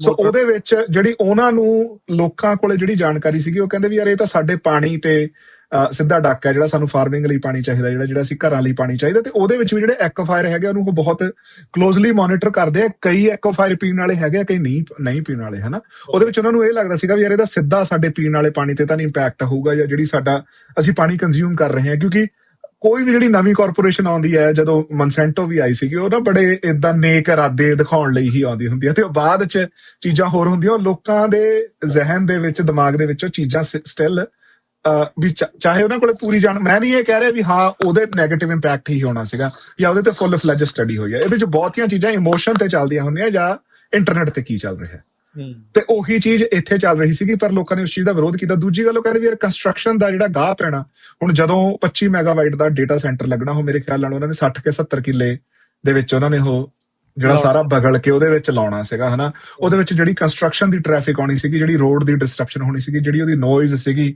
ਫਿਰ ਜਿਹੜਾ ਉਹਦੇ ਨਾਲ ਇਕੋਸਿਸਟਮ ਹੈ ਸਾਡੇ, ਜਿਹੜਾ ਇੱਥੇ ਕਿਉਂਕਿ ਸ਼ਹਿਰ ਤੋਂ ਬਾਹਰ ਹੋਣ ਕਰਕੇ ਹਿਰਨ ਬਹੁਤ ਆਉਂਦੇ ਆ ਸਾਡੇ ਇੱਥੇ, ਬਰਡ ਦੀਆਂ ਬਹੁਤ ਜ਼ਿਆਦਾ ਸੈਂਚੁਰੀਜ਼ ਹੈਗੀਆਂ। ਕਹਿੰਦੇ ਵੀ ਉਹ ਨੋਇਜ਼ ਨੇ ਸਾਰੇ ਕਾਸੇ ਨੂੰ ਇਫੈਕਟ ਕਰਨਾ, ਹਨਾ, ਇਸ ਚੀਜ਼ ਲਈ ਲੋਕੀ ਰੈਡੀ ਨਹੀਂ ਸੀਗੇ ਤੇ ਉਹਨਾਂ ਨੇ ਮਤਲਬ ਇੱਕ ਇਹ ਸਟੋਰੀ ਘੜੀ ਜਿਹਦੇ ਕਰਕੇ ਉਹਨਾਂ ਨੇ ਇਸ ਗੱਲ ਦਾ ਵਿਰੋਧ ਕੀਤਾ ਤੇ ਅਲਟੀਮੇਟਲੀ ਜਿਹੜੀ ਪ੍ਰੋਵਿੰਸ਼ੀਅਲ ਸਰਕਾਰ ਹੈਗੀ ਆ ਬੌਬ ਕਿਨੂ ਹੋਣਾ ਨੇ ਇਸ ਹਫ਼ਤੇ ਇਹ ਅਨਾਉਂਸ ਕਰ ਦਿੱਤਾ ਵੀ ਉਹ ਡੇਟਾ ਸੈਂਟਰ ਮੈਨੀਟੋਬਾ ਦੇ ਵਿੱਚ ਨਹੀਂ ਲੱਗੇਗਾ। ਵਿੱਚ ਕਈ ਜਣੇ ਇਹ ਵੀ ਕਹਿ ਰਹੇ ਵੀ ਉਹਨਾਂ ਨੇ ਇਹ ਕਹਿਤਾ ਵੀ ਮੈਨੀਟੋਬਾ ਦੇ ਵਿੱਚ ਕੋਈ ਵੀ ਡੇਟਾ ਸੈਂਟਰ ਨਹੀਂ ਲੱਗੇਗਾ। ਮੈਂ ਥੋੜੀ ਰਿਸਰਚ ਕੀਤੀ, ਮੈਨੂੰ ਇਹ ਕਿਤੇ ਨਹੀਂ ਮਿਲਿਆ। ਉਹਨਾਂ ਨੇ ਸਿਰਫ ਇਲਡ ਸ਼ੇਨ ਵਾਲਾ ਡੇਟਾ ਸੈਂਟਰ ਹੀ ਬੰਦ ਕੀਤਾ। ਪਰ ਇਹਦੇ ਚ ਜਿਹੜੀ ਬੜੀ ਜ਼ਰੂਰੀ ਗੱਲ ਹੈ, ਜਿਹੜਾ ਮੈਂ ਇੱਥੇ ਕੰਟਰਾਸਟ ਬਣਾਉਣਾ ਚਾਹੁੰਦਾ, ਇਸੇ ਹਫ਼ਤੇ ਤੇ ਜਿੱਥੇ ਆਪਾਂ ਰਵਿੰਦਰ ਸਿੰਘ ਭਾਜੀ ਹੋਣਾ ਨਾਲ ਜਿਹੜੀ ਆਪਾਂ ਡਿਸਕਸ਼ਨ ਕਰਨੀ ਹੈ, ਇਸੇ ਹਫ਼ਤੇ ਰਾਜਕਰਨਵੀਰ ਸਿੰਘ ਰਿਲਾਇੰਸ ਨੇ 165 ਮੈਗਾਵਾਟ ਦਾ, ਸੋ ਇਹ 25 ਮੈਗਾਵਾਟ ਦਾ ਸੀਗਾ, ਰਿਲਾਇੰਸ ਨੇ 165 ਮੈਗਾਵਾਟ ਦਾ ਡੇਟਾ ਸੈਂਟਰ ਗੁਜਰਾਤ ਜਾਮਨਗਰ ਦੇ ਵਿੱਚ ਲਾਉਣ ਲਈ ਮੈਟਾ, ਜਿਹੜੀ ਕਿ ਫੇਸਬੁੱਕ ਤੇ WhatsApp ਨੂੰ ਓਨ ਕਰਦੀ ਹੈ ਤੇ ਇੰਸਟਾਗ੍ਰਾਮ ਨੂੰ ਓਨ ਕਰਦੀ ਹੈ, ਉਹਨਾਂ ਨਾਲ ਕੰਟਰੈਕਟ ਸਾਈਨ ਕੀਤਾ। ਸੋ ਮੈਟਾ ਜਿਹੜੀ ਕਿ ਇੱਕ ਅਮਰੀਕਨ ਕੰਪਨੀ ਹੈ, ਉਹਦਾ ਡੇਟਾ ਸੈਂਟਰ ਗੁਜਰਾਤ ਜਾਮਨਗਰ ਦੇ ਵਿੱਚ ਲੱਗੂਗਾ, ਜਿੱਥੇ এনवायरमेंट ਦਾ ਪਹਿਲਾਂ ਹੀ ਬਹੁਤ ਬੁਰਾ ਹਾਲ ਹੈ, ਜਿੱਥੇ ਪਾਣੀ ਪੀਣ ਦੀ ਪਹਿਲਾਂ ਹੀ ਬਹੁਤ ਜ਼ਿਆਦਾ ਕਿੱਲਤ ਹੈ। ਤੇ ਮਤਲਬ ਉਹਦੇ ਚ ਇੰਟਰਸਟਿੰਗਲੀ ਵੀ ਚਲੋ ਮਤਲਬ ਇੰਡੀਆ ਆਪਣੇ ਆਪ ਨੂੰ AI ਦਾ ਹੱਬ ਬਣਾਉਣਾ ਚਾਹੁੰਦਾ, ਪਰ ਇਹ ਜਿਹੜੀ ਅਪਰੋਚ ਹੈ ਬੜੀ ਇੰਟਰਸਟਿੰਗ ਹੈ ਵੀ ਜਿੱਥੇ ਹੁਣ ਜੇ ਮੈਨੀਟੋਬਾ ਕੋਲ ਇਨਫ ਬਿਜਲੀ ਨਹੀਂ ਹੈਗੀ, ਪਰ ਜੇ ਮੈਨੀਟੋਬਾ ਧਾਰ ਲਵੇ ਵੀ ਅਸੀਂ ਬਿਜਲੀ ਪ੍ਰੋਡਿਊਸ ਕਰਨੀ ਆ, ਸਾਡੇ ਕੋਲ ਇਨਫ ਰਿਸੋਰਸਿਸ ਹੈਗੇ ਆ ਜਿਹੜੇ ਪੀਣ ਦੀ ਪਾਣੀ ਦੀ ਆਪਾਂ ਮਤਲਬ ਮੈਨੂੰ ਪਤਾ ਨਹੀਂਗਾ, ਪਰ ਇਹ ਕਹਿੰਦੇ ਆ ਵੀ ਦੁਨੀਆ ਦਾ 1/3 ਜਿਹੜਾ ਪਿਓਰ ਡਰਿੰਕੇਬਲ ਫਰੈਸ਼ ਵਾਟਰ ਹੈ ਉਹ ਇਕੱਲੇ ਕੈਨੇਡਾ ਕੋਲ ਹੈ। ਤਾਂ ਪਾਣੀ ਦੀ ਉਸ ਲੈਵਲ ਤੇ ਸਮੱਸਿਆ ਨਹੀਂ ਗੀ ਆਪਣੀ ਆਬਾਦੀ ਲਈ। ਤੇ ਉੱਥੇ ਕਿਵੇਂ ਦੇ ਕੌਨਸ਼ੀਅਸ ਡਿਸੀਜਨ ਲਏ ਜਾ ਰਹੇ ਆ, ਮੈਨੂੰ ਲੱਗਦਾ ਸੇਮ ਹੀ ਡਿਸਕਸ਼ਨ ਅਰਵਿੰਦਰ ਸਿੰਘ ਤੁਸੀਂ ਦੱਸ ਸਕਦੇ ਹੋ BC ਦੇ ਵਿੱਚ ਚੱਲ ਰਹੇ ਆ। ਕਿਊਬੈਕ ਤਾਂ ਸਟਰੋਂਗਲੀ ਇਹਨਾਂ ਚੀਜ਼ਾਂ ਦੇ ਵਿਰੋਧ ਦੇ ਵਿੱਚ ਹਮੇਸ਼ਾ ਹੀ ਰਹਿੰਦਾ, ਤੇ ਕਿੱਥੇ ਵੀ ਜਿੱਥੇ ਬਿਲਕੁਲ ਇਹ ਸਾਰੀ ਚੀਜ਼ ਦਾ ਇਹੀ ਤਹੀ ਫਰੀ ਪਈ ਹੈ ਤੇ এনवायरमेंट ਦਾ ਬੁਰਾ ਹਾਲ ਹੈ, ਪਾਣੀ ਦੇ ਪੀਣ ਦੀ ਵੀ ਕਿੱਲਤ ਹੈ, ਉੱਥੇ ਬਿਲਕੁਲ ਇੱਕ ਕਾਲੋਨੀ ਵਾਂਗੂ ਉਹ ਚੀਜ਼ਾਂ ਸ਼ਰੇਆਮ ਲੱਗ ਰਹੀਆਂ ਤੇ ਉਹਦੀ ਕੋਈ ਗੱਲ ਵੀ ਮੈਨੂੰ ਕਿਤੇ ਡਿਸਕੋਰਸ ਦੇ ਵਿੱਚ ਨਹੀਂ ਦਿਖ ਰਹੀ। ਅੱਛਾ ਰਵਿੰਦਰ ਸਿੰਘ ਜੀ, ਤੁਸੀਂ ਵਰਲਡ ਇਕਨੋਮਿਕ ਫੋਰਮ ਦੇ ਵਿੱਚ ਵੀ ਜਾਂਦੇ ਰਹੇ ਆ, ਉੱਥੇ ਤੁਸੀਂ ਦੇਖਦੇ ਆ ਉੱਥੇ ਕਿਉਂਕਿ ਇਹ ਜਿਹੜੀਆਂ ਬਿਗ ਟੈਕ ਆ ਉਹਨਾਂ ਦਾ ਬਹੁਤ ਜ਼ਿਆਦਾ ਪ੍ਰਭਾਵ ਆ ਉਹ ਸਾਰੀਆਂ ਚੀਜ਼ਾਂ ਦੇ ਵਿੱਚ। ਬਿਗ ਟੈਕ ਇਹ ਜਾਣਦਾ ਵੀ ਇਹਨਾਂ ਤੋਂ ਬਗੈਰ ਇਹਨਾਂ ਦਾ ਹੁਣ ਗੁਜ਼ਾਰਾ ਨਹੀਂ, AI ਦੇ ਨਾਲ ਡਾਟਾ ਸੈਂਟਰ ਇਹ ਹੁਣ ਇੱਕ ਦੂਜੇ ਨਾਲ ਇੱਕਮਿਕ ਹੋ ਕੇ ਜਿਹੜਾ ਚੱਲ ਰਹੇ। ਸੋ ਕਿਵੇਂ ਤੁਸੀਂ ਇਹ ਦੇਖਦੇ ਆ ਉੱਥੇ ਜੋ ਸੁਣਿਆ ਤੇ ਜੋ ਹੁਣ ਗਰਾਊਂਡ ਦੇ ਉੱਤੇ ਹੋ ਰਿਹਾ, ਲੋਕਾਂ ਦਾ ਵਿਰੋਧ ਵੀ ਆ ਰਿਹਾ ਡਾਟਾ ਸੈਂਟਰਸ ਨੂੰ ਜਿਹੜਾ ਲੈ ਕੇ, ਕਿਵੇਂ ਦੇਖਿਆ ਜਾਵੇ? ਦੇਖੋ ਮੈਨੂੰ ਲੱਗਦਾ ਕਿ ਇਹਦੇ ਵਿੱਚ ਕਈ ਇੱਕ ਚੀਜ਼ਾਂ ਨੇ ਜਿਹੜੀਆਂ ਡਿਸਕਸ ਕਰਨ ਵਾਲੀਆਂ ਨੇ, ਸਾਰੇ ਡੇਟਾ ਪੁਆਇੰਟਸ ਨੇ। ਠੀਕ ਹੈ ਜੀ, ਪਹਿਲੀ ਗੱਲ ਜਿਹੜੀ ਮੈਨੂੰ ਲੱਗਦਾ ਕਿ ਜਿਹੜਾ ਸਾਨੂੰ ਸਦਾ ਚੇਤਾ ਰੱਖਣੀ ਚਾਹੀਦੀ ਹੈ ਉਹ ਹੈ ਕਿ ਦੁਨੀਆ ਇਸ ਟਾਈਮ ਇੱਕ ਪੈਟਰੀ ਡਿਸ਼ ਵਾਂਗੂ ਹੋਈ ਪਈ ਆ। ਠੀਕ ਆ, ਜਿਨ੍ਹਾਂ ਦੀ ਥਾਟ ਪ੍ਰੋਸੈਸ ਜਿਹੜੀ ਆ ਉਹ ਬਹੁਤ ਹੱਦ ਤੱਕ ਪਿਛਲੇ ਮੈਂ ਕਹੂੰਗਾ 1 ਦਹਾਕੇ ਤੋਂ ਕੋਈ ਵੀ ਥਾਟ ਜਿਹੜੀ ਕਲਮੀਨੇਟ ਹੋ ਰਹੀ ਆ ਉਹ ਆਪਣੇ ਆਪ ਨਹੀਂ ਹੋ ਰਹੀ ਹੈਗੀ, ਉਹਦੇ ਵਿੱਚ ਕੁਛ ਨਾ ਕੁਛ ਫੈਕਟਰਸ ਜਿਹੜੇ ਆ ਉਹ ਐਡ ਇਨ ਹੁੰਦੇ ਆ। ਜਿਵੇਂ ਮੈਂ ਇਹ ਕਹੂੰਗਾ ਕਿ ਮੈਂ ਇਸੇ ਗੱਲ ਨੂੰ ਸੋਚ ਰਿਹਾ ਸੀ, ਮੈਂ ਸੋਚ ਰਿਹਾ ਸੀਗਾ ਕਿ ਜਿਹੜਾ ਦੂਸਰਾ ਫੈਕਟ ਹੈ, ਮੈਂ ਪਿਛਲੇ ਸਾਲ ਹੀ ਚਾਈਨਾ ਗਿਆ ਸੀਗਾ, ਉਸ ਤੋਂ ਤੇ ਉੱਥੇ ਦੇ ਯੂਰਪੀਅਨ ਇੱਕ ਡਾਟਾ ਸੈਂਟਰ ਦੇ ਜਿਹੜੇ VP ਸੀ ਮੇਰੀ, ਉਹਨਾਂ ਨਾਲ ਗੱਲ ਹੋਈ ਤਾਂ ਉਹ ਕਹਿ ਰਹੇ ਸੀ ਪਿਛਲੇ ਸਾਲ ਯੂਰਪ ਦੇ ਵਿੱਚ ਜਿਹੜੇ ਡੇਟਾ ਸੈਂਟਰ ਸੀ ਉਹ 27x ਦੇ ਉੱਤੇ ਵਿਕ ਰਹੇ ਸੀ, ਮਤਲਬ 27 ਟਾਈਮਸ ਜਿਹੜਾ ਉਸ ਸਾਲ ਦਾ ਜਿਹੜਾ ਪ੍ਰੋਫਿਟ ਹੈਗਾ ਹੈ ਜਾਂ ਗ੍ਰੋਸ ਮਾਰਜਿਨ ਹੈਗਾ ਆ, ਮਤਲਬ 27 ਸਾਲ 'ਚ ਉਹ ਸੇਮ ਡੇਟਾ ਸੈਂਟਰ ਚੱਲਦਾ ਰਹੇ। ਸੋ ਇੰਨੇ ਜ਼ਿਆਦਾ ਮਤਲਬ ਆਮ ਤੌਰ ਤੇ ਬਿਜ਼ਨੈਸਿਸ 2x ਜਾਂ 3x ਡਿਪੈਂਡਿੰਗ ਔਨ ਕਿੰਨਾ ਦੇ ਬਿਜ਼ਨਸ ਹੈ, SpaceX 100x ਤੇ ਚੱਲ ਰਹੀ ਹੈ। ਸੋ ਉਸ ਲੈਵਲ ਤੱਕ ਵਿਕ ਰਹੇ ਸੀਗੇ। ਠੀਕ ਹੈ, ਸੋ ਦੈਟ ਮੀਨਸ ਕਿ ਜਿਹੜੇ ਲਾਰਜਰ ਪਲੇਅਰਸ ਨੇ ਜਿਨ੍ਹਾਂ ਨੇ ਹਾਈ ਵੈਲਿਊ ਦੇ ਉੱਤੇ ਡੇਟਾ ਸੈਂਟਰਸ ਖਰੀਦੇ ਹੋਏ ਨੇ, ਮੈਮਰੀ ਦੀ ਘਾਟ ਤੋਂ ਪਹਿਲਾਂ ਦੇ ਉਹ ਐਸੈਟਸ ਦੇ ਉੱਤੇ ਬੈਠੇ ਹੋਏ ਨੇ, ਕੀ ਉਹਨਾਂ ਦਾ ਪਲੇ ਹੈਗਾ ਆ ਇਸ ਗਲੋਬਲ ਓਪੀਨੀਅਨ ਨੂੰ ਫਾਰਮ ਕਰਨ ਦਾ? I don't know. ਠੀਕ ਹੈ, ਪਹਿਲੀ ਗੱਲ ਮੈਂ ਇਹ ਕਹਿਣੀ ਚਾਹੁੰਦਾ। ਸੋ ਆਪਾਂ ਨੂੰ ਇਸ ਗੱਲ ਦੇ ਬਾਰੇ ਅਵੇਅਰ ਹੋਣ ਦੀ ਬਹੁਤ ਜ਼ਰੂਰਤ ਹੁੰਦੀ ਕਿ ਜਿਹੜਾ ਵੀ ਓਪੀਨੀਅਨ ਬਣ ਰਿਹਾ ਉਹ ਜ਼ਰੂਰੀ ਨਹੀਂ ਹੈ ਇਕੱਲੇ ਲੋਕਾਂ ਦਾ ਓਪੀਨੀਅਨ ਬਣ ਰਿਹਾ। ਟਾਰਗੇਟਡ ਐਡਸ ਤੁਸੀਂ ਫੇਸਬੁੱਕ ਅੱਜ ਖੋਲ ਲਓ, ਤੁਹਾਡਾ ਓਪੀਨੀਅਨ ਸ਼ਾਮ ਤੱਕ ਚੇਂਜ ਹੋ ਜਾਊਗਾ। ਸੋ ਇੱਕ ਚੀਜ਼ ਚੇਤਾ ਰੱਖਣ ਦੀ ਲੋੜ। ਪਰ ਦੂਜਾ ਪੱਖ ਜਿਹੜਾ ਗੁਰਜਸਪਾਲ ਹੋਣਾ ਨੇ ਕਿਹਾ ਕਿ ਡਿਫਰੈਂਟ ਜਿਹੜੀਆਂ ਕੰਟਰੀਜ਼ ਨੇ ਉਹ ਡੇਟਾ ਸੈਂਟਰਸ ਨੂੰ ਡਿਫਰੈਂਟ ਤਰੀਕੇ ਨਾਲ ਅਪਰੋਚ ਕਰ ਰਹੀਆਂ ਨੇ। ਜੇ ਅਸੀਂ ਮੈਕਰੋ ਲੈਵਲ ਦੇ ਉੱਤੇ ਵੇਖਣਾ ਹੋਵੇ ਕਿ ਦੋ ਚੀਜ਼ਾਂ ਕਿਸੇ ਵੀ ਜਿਓਗ੍ਰਾਫੀਕਲ ਰੀਜਨ ਨੂੰ ਕੰਟੇਨ ਕਰਕੇ ਜੇ ਰੱਖਦੀਆਂ, ਉਹਦੇ ਵਿੱਚ ਦੋ ਵੱਡੀਆਂ ਚੀਜ਼ਾਂ ਨੇ, ਮਤਲਬ ਡਿਫੈਂਸ ਨੂੰ ਛੱਡ ਕੇ ਮੈਨੂੰ ਲੱਗਦਾ ਇੱਕ ਚੀਜ਼ ਹੁੰਦੀ ਹੈ ਤੁਹਾਡੀ ਇਨਫੋਰਮੇਸ਼ਨ, ਦੂਜੀ ਹੁੰਦੀ ਹੈ ਤੁਹਾਡੀ ਕਰੰਸੀ। ਠੀਕ ਆ, ਹੁਣ ਉਹਨਾਂ ਦੋਵਾਂ ਦੇ ਬਾਰੇ ਇਨਫੋਰਮੇਸ਼ਨ ਜਿਹੜੀ ਆ ਉਹ ਬਹੁਤ ਜ਼ਿਆਦਾ AI ਦੇ ਨਾਲ ਇੰਟੀਗ੍ਰੇਟ ਹੋ ਰਹੀ ਆ, ਹਨਾ, ਹਰੇਕ ਹੀ ਚੀਜ਼ ਦੇ ਵਿੱਚ। ਸੋ ਉਹ AI ਦਾ ਵੀ ਜਿਹੜਾ ਅਪਰੋਚ ਆ ਉਹ ਬਿਲਕੁਲ ਦੇਸ਼ ਵੱਖਰੇ ਵੱਖਰੇ ਤਰੀਕੇ ਨਾਲ ਲੈ ਰਹੇ ਆ। ਜਿਵੇਂ US ਦਾ ਜਿਹੜਾ ਅਪਰੋਚ ਹੈਗਾ ਹੈ AI ਨੂੰ, ਉਹ ਹੈਗਾ centralised approach. Large scale support for cloud ਹੋ ਗਈ ਜਾਂ ਆਪਣੀਆਂ ਦੂਸਰੀ ਓਪਨ AI ਹੋ ਗਈ ਜਾਂ ਗੂਗਲ ਹੋ ਗਈ, ਹੈ ਨਾ, ਉਹਨਾਂ ਦੇ large scale data centres facilitate ਕੀਤੇ ਜਾ ਰਹੇ ਜਿਹੜੀਆਂ ਲਾਰਜ ਕੰਪਨੀਆਂ ਨੇ। ਫੋਰ ਐਗਜ਼ਾਮਪਲ SpaceX ਦੇ ਨਾਲ ਹੁਣੇ ਗੂਗਲ ਦੀ ਡੀਲ ਹੋਈ ਹੈਗੀ ਆ, ਜਿਹਦੇ ਵਿੱਚ ਉਹ ਕਹਿੰਦੇ ਵੀ ਅਸੀਂ ਤੁਹਾਡੇ ਕੰਪਿਊਟ ਪਾਵਰ ਖਰੀਦਾਂਗੇ, ਹੈ ਨਾ, NVIDIA ਨੇ ਗ੍ਰੌਕ ਕਰਕੇ ਵੀ ਗੂਗਲ ਦੇ ਨਾਲ ਹੋਈ ਆ ਹੈ ਨਾ। ਸੋ ਇਹ ਸਾਰੀਆਂ ਜੇ ਤੁਸੀਂ ਜੋ ਸੈਂਟਰਲਾਈਜ਼ਡ ਕੰਪਿਊਟ ਵੱਲ ਚੱਲ ਰਹੇ ਆ, ਪਰ ਦੂਜੇ ਬੰਨੇ ਜਿਹੜੀ ਕਰੰਸੀ ਆ ਉਹ ਧੱਕੀ ਜਾ ਰਹੀ, ਉਹ ਡਿਸਟ੍ਰੀਬਿਊਟਡ ਜਿਹੜੀਆਂ ਡਿਜੀਟਲ ਕਰੰਸੀ ਵੱਲ ਨੂੰ ਚੀਜ਼ਾਂ ਜਿਹੜੀਆਂ ਨੱਜ ਹੋ ਰਹੀਆਂ ਨੇ। ਔਨ ਦੀ ਅਦਰ ਸਾਈਡ ਜੇ ਤੁਸੀਂ ਵੇਖੋ, ਚਾਈਨਾ ਜਿਹੜਾ ਅਦਰ ਦ ਲਾਰਜਰ ਪਲੇਅਰ ਹੈ ਇਸ ਸਪੇਸ ਦੇ ਵਿੱਚ, ਉਹਦੇ ਵਿੱਚ AI ਡੀਸੈਂਟਰਲਾਈਜ਼ਡ ਰੱਖੀ ਜਾ ਰਹੀ ਆ। ਦੈਟ ਮੀਨਸ ਉਹਦੇ ਜੇ ਤੁਸੀਂ ਮਾਡਲਸ AI ਮਾਡਲਸ ਵੀ ਦੇਖੋ ਤੇ ਉਹ ਆ ਰਹੇ ਆ ਵੀ ਜਿਹੜੇ ਓਪਨ ਦੇ ਵਿੱਚ ਰਿਲੀਜ਼ ਕਰ ਰਹੇ ਨੇ, ਹੈ ਨਾ। ਸੋ ਇੱਕ ਹਿਸਾਬ ਨਾਲ US ਦੇ ਜਿਹੜੇ ਸੈਂਟਰਲਾਈਜ਼ਡ ਮਾਡਲ ਉਹਨਾਂ ਨੂੰ ਨਿਊਟਰਲਾਈਜ਼ ਕਰਨ ਦੀ ਕੋਸ਼ਿਸ਼ ਹੋ ਰਹੀ ਹੈ। ਇਸੇ ਸਮੇਂ ਦੇ ਵਿਚਕਾਰ ਜਿਹੜੀ ਕੰਪਿਊਟ ਹੈਗੀ ਆ ਤੇ ਮੈਮਰੀ ਹੈਗੀ ਆ, ਮੈਮਰੀ ਦੀ ਅਵੇਲੇਬਿਲਿਟੀ ਜਿਹੜੀ ਆ ਉਹ ਇਸ ਟਾਈਮ ਬਿਲਕੁਲ ਬਹੁਤ ਜ਼ਿਆਦਾ ਘੱਟ ਆ। ਸੋ ਕਈ ਚੀਜ਼ਾਂ ਜੇ ਤੁਸੀਂ ਹੁਣ ਅੱਜ ਜਾ ਕੇ ਸਰਵਰ ਖਰੀਦਣਾ ਹੋਵੇ ਆਪਣਾ ਬਿਲਡ ਕਰਨ ਦੇ ਲਈ ਲੋਕਲ ਕੰਪਿਊਟਰ ਦੇ ਲਈ, ਤਾਂ ਪਿਛਲੇ ਸਾਲ ਦੇ ਨਾਲੋਂ ਆਈ ਥਿੰਕ ਡਬਲ ਜਾਂ ਟ੍ਰਿਪਲ ਰੇਟ ਦੇ ਉੱਤੇ ਤੁਹਾਨੂੰ ਅਵੇਲੇਬਲ ਹੈਗਾ। ਪਰ ਉੱਥੇ ਜੇ ਤੁਸੀਂ ਕਰੰਸੀ ਦੀ ਵੇਖੋ ਤੇ ਕਰੰਸੀ ਚਾਈਨਾ ਦੇ ਵਿੱਚ ਜਿਹੜੀ ਡੀਸੈਂਟਰਲਾਈਜ਼ਡ ਕਰੰਸੀ ਉਹ ਕੰਪਲੀਟਲੀ ਬੈਨਡ ਹੈ। ਸੇਮ ਕੇਸ ਜੇ ਤੁਸੀਂ ਇਹ ਅਪਰੋਚ, ਮੈਂ ਇਹ ਸਾਰੀ ਐਗਜ਼ਾਮਪਲ ਇਸ ਕਰਕੇ ਦੇ ਰਿਹਾ ਕਿ ਸਾਰੀਆਂ ਚੀਜ਼ਾਂ ਦੀ ਅਪਰੋਚ ਕਿਵੇਂ ਹੋ ਰਹੀ ਹੈ, ਸੋਵਰੈਨਿਟੀ ਵਿੱਚ ਵੱਡਾ ਪਾਰਟ ਪਲੇ ਕਰ ਰਹੀ ਹੈ। ਜਿਵੇਂ ਸਵਿਟਜ਼ਰਲੈਂਡ ਨੇ ਅੱਜ ਤੋਂ 2 ਮਹੀਨੇ ਪਹਿਲਾਂ ਅਨਾਉਂਸ ਕੀਤਾ ਕਿ ਜਿਹੜੇ ਉਹਨਾਂ ਦੇ ਪੇਪਰ ਨੋਟਸ ਹੋਣਗੇ ਆ ਉਹ ਕੰਪਲੀਟਲੀ ਡਿਜੀਟਲ ਕਰੰਸੀ ਦੇ ਨਾਲ ਰਿਪਲੇਸ ਨਹੀਂ ਹੋਣਗੇ, ਠੀਕ ਹੈ। ਐਂਡ ਉਹਨਾਂ ਨੇ ਸੋਵਰੈਨਿਟੀ ਦਾ ਆਈਡੀਆ ਵਿੱਚ ਕੱਢਿਆ। ਔਨ ਦੀ ਅਦਰ ਹੈਂਡ ਜਿਹੜੀਆਂ ਕੰਟਰੀਜ਼ ਲਾਈਕ ਇੰਡੀਆ ਆ, ਜਿਹਦੇ ਵਿੱਚ ਤੁਸੀਂ ਲਾ ਸਕਦੇ ਆ ਕਿ ਉੱਥੇ ਡਾਟਾ ਸੈਂਟਰ ਦੀ ਇਨਵੈਸਟਮੈਂਟ ਦੱਬ ਕੇ ਹੋ ਰਹੀ ਆ। ਗੂਗਲ ਨੇ ਅੰਡਰ ਸੀ ਕੇਬਲਸ ਉੱਥੇ ਅਨਾਉਂਸ ਕੀਤੀਆਂ ਹੈਗੀਆਂ। ਸੋ ਆਈ ਥਿੰਕ ਇਹ ਜਿਹੜੀ ਤੁਸੀਂ ਤੇ ਜੇ ਕੈਨੇਡਾ ਦੀ ਗੱਲ ਕਰ ਲਈਏ, ਉਹਦੇ ਵਿੱਚ ਜਿਹੜੇ ਨੇਟਿਵ ਗਰੁੱਪਸ ਨੇ ਉਹ এনवायरमेंट ਨੂੰ ਕਿਵੇਂ ਵੇਖਦੇ ਨੇ, ਉਹ ਇੱਕ ਪਾਰਟ ਪਲੇ ਕਰ ਰਿਹਾ ਇਸ ਸਾਰੇ ਦੇ ਵਿੱਚ। ਸੋ ਇਹ ਪਰ ਨਾਲ ਦੀ ਨਾਲ ਇਹ ਵੀ ਹੈ ਕਿ ਕੈਨੇਡਾ ਵਰਗੀਆਂ ਕੰਟਰੀਜ਼ ਜਿਹੜੀਆਂ ਬਹੁਤ ਜ਼ਿਆਦਾ ਹਿੱਪ ਦੇ ਨਾਲ ਟਾਈਡ ਨੇ US ਦੇ ਉੱਤੇ, ਉਹਦੇ ਵਿੱਚ ਇੰਟਰਨਲ ਇਹ ਕਨਵਰਸੇਸ਼ਨ ਬੜੀ ਚੱਲ ਰਹੀ ਆ ਕਿ ਭਾਈ ਸਾਡੀ ਜਿਹੜੀ ਡੇਟਾ ਸੋਵਰੈਨਿਟੀ ਉਹ ਹੋਣੀ ਚਾਹੀਦੀ ਆ। So I think part of politics ਵੀ ਇੱਥੇ ਪਲੇ ਹੋ ਰਿਹਾ। ਸੋ ਮੈਨੂੰ ਲੱਗਦਾ there is too many data points ਜਿਹੜੇ ਇੱਕ ਪੁਆਇੰਟ ਤੇ ਕਲਮੀਨੇਟ ਹੋ ਰਹੇ ਆ, ਜਿਹਦੇ ਵਿੱਚ ਕੰਟਰੀਜ਼ ਕਿਵੇਂ ਸੋਵਰੈਨਿਟੀ ਨੂੰ ਦੇਖਦੀਆਂ, ਜਿਹੜੇ ਉੱਥੇ ਦੇ ਲੋਕਲ ਗਰੁੱਪ ਨੇ ਉਹ এনवायरमेंट ਨੂੰ ਕਿਵੇਂ ਵੇਖਦੇ ਨੇ, ਤੇ ਕਿਹੜੀਆਂ ਕੰਟਰੀਜ਼ ਜਿਹੜੀਆਂ ਨੇ ਉਹ ਆਪਣੀਆਂ ਸੋਵਰੈਨਿਟੀ ਨੂੰ ਡੈਲੀਗੇਟ ਕਰ ਰਹੀਆਂ ਨੇ। ਜਿੱਦਾਂ US ਦਾ ਤੁਸੀਂ ਦੇਖ ਰਹੇ ਹੋ ਕਿ ਉਹ ਇੰਡੀਆ ਦਾ ਤੁਸੀਂ ਦੇਖ ਰਹੇ ਹੋ US ਦੇ ਨਾਲ it is getting tied to the hip in terms of strategy. ਇਹ ਹੁਣ ਇੱਥੇ ਇਹਦੇ ਵਿੱਚ ਇੱਕ ਇਹ ਵੀ ਤਰਕ ਆਉਂਦਾ ਵੀ ਜਦੋਂ ਡਾਟਾ ਸੈਂਟਰ ਬਣਨਾ, ਹੁਣ ਜਿੱਦਾਂ ਮੈਂ 2 ਚੀਜ਼ਾਂ ਨਾਲ ਨੋਟ ਕੀਤੀਆਂ। ਮੈਟਾ ਵਾਲਿਆਂ ਨੇ ਕਿਹਾ ਵੀ $600 ਬਿਲੀਅਨ ਉਹਨਾਂ ਨੇ ਕੱਲੇ US ਦੇ ਵਿੱਚ ਇਨਵੈਸਟ ਕਰਨਾ। ਇਹ ਸਾਰੀਆਂ ਚੀਜ਼ਾਂ AI ਤੇ ਨਾਲ ਉਹਦੇ ਰਿਲੇਟਡ। ਰੀਸੈਂਟਲੀ ਉਹਨਾਂ ਨੇ more than 100 million technicians free ਦੇ ਵਿੱਚ ਉਹਨਾਂ ਨੂੰ ਡਾਟਾ ਸੈਂਟਰਸ ਦੇ ਲਈ ਤਿਆਰ ਕਰਨ ਦੇ ਲਈ ਜਿਹੜੇ ਪ੍ਰੋਗਰਾਮ ਆ ਉਹ ਕੀਤੇ ਆ। ਸੋ ਇਹ ਵੀ ਇੱਕ ਤਰੀਕਾ ਹੈ ਲੋਕਾਂ ਨੂੰ ਡਾਟਾ ਸੈਂਟਰ ਦੇ ਹੱਕ ਦੇ ਵਿੱਚ ਭੁਗਤਾਉਣ ਦੇ ਲਈ। Eventually that's part of strategy. Absolutely. ਮੈਂ ਆਮ ਜੰਪਿੰਗ ਇਨ, ਪਰ ਮੈਂ ਇਹਦੇ 'ਚ ਇੱਕ ਗੱਲ ਕਹੂੰਗਾ ਕਿ ਦੇਖੋ ਡਾਟਾ ਸੈਂਟਰ ਇੰਡਸਟਰੀ ਦੇ ਵਿੱਚ ਵੀ ਬਹੁਤ ਜ਼ਿਆਦਾ ਇਨੋਵੇਸ਼ਨਸ ਹੋ ਰਹੀਆਂ। There is something called dark data centres, ਠੀਕ ਹੈ, ਜਿਹਦੀ ਕੁਛ ਇੱਕ ਚੀਜ਼ਾਂ ਮੈਂ ਕਹੂੰਗਾ। ਇੱਕ ਚੀਜ਼ ਪਹਿਲੀ ਇਹ ਆ, ਵਾਟਰ ਦੀ ਜਿਹੜੀ ਯੂਸੇਜ ਆ ਉਹ ਪਹਿਲਾਂ ਓਪਨ ਲੂਪ ਹੁੰਦੀ ਸੀ ਕੂਲਿੰਗ ਦੇ ਲਈ, ਉਹ ਬੜੀ ਜਗ੍ਹਾ ਦੇ ਉੱਤੇ ਹੁਣ ਕਲੋਜ਼ ਲੂਪ। ਬੇਸਿਕਲੀ ਤੁਸੀਂ ਇੱਕ ਵਾਰੀ ਪਾਣੀ ਲੈਣੇ ਆ, ਫਿਰ ਉਹੀ ਪਾਣੀ ਅੰਦਰ ਘੁੰਮਦਾ ਤੇ ਜਦੋਂ ਤੁਹਾਡਾ ਹੀਟ ਪੰਪ ਕੰਮ ਕਰਦਾ। ਸੋ ਇਦਾਂ ਦੀਆਂ ਟੈਕਨੀਕਸ ਆ ਰਹੀਆਂ ਨੇ। ਪਰ ਦੂਜੀ ਜਿਹੜੀ ਇੰਟਰਸਟਿੰਗ ਚੀਜ਼ ਆ ਰਹੀ ਹੈ ਉਹ ਆ ਰਹੀ ਹੈ ਜਿਹਨੂੰ ਕਹਿ ਸਕਦੇ ਆ ਤੁਸੀਂ ਡਾਰਕ ਡਾਟਾ ਸੈਂਟਰਸ।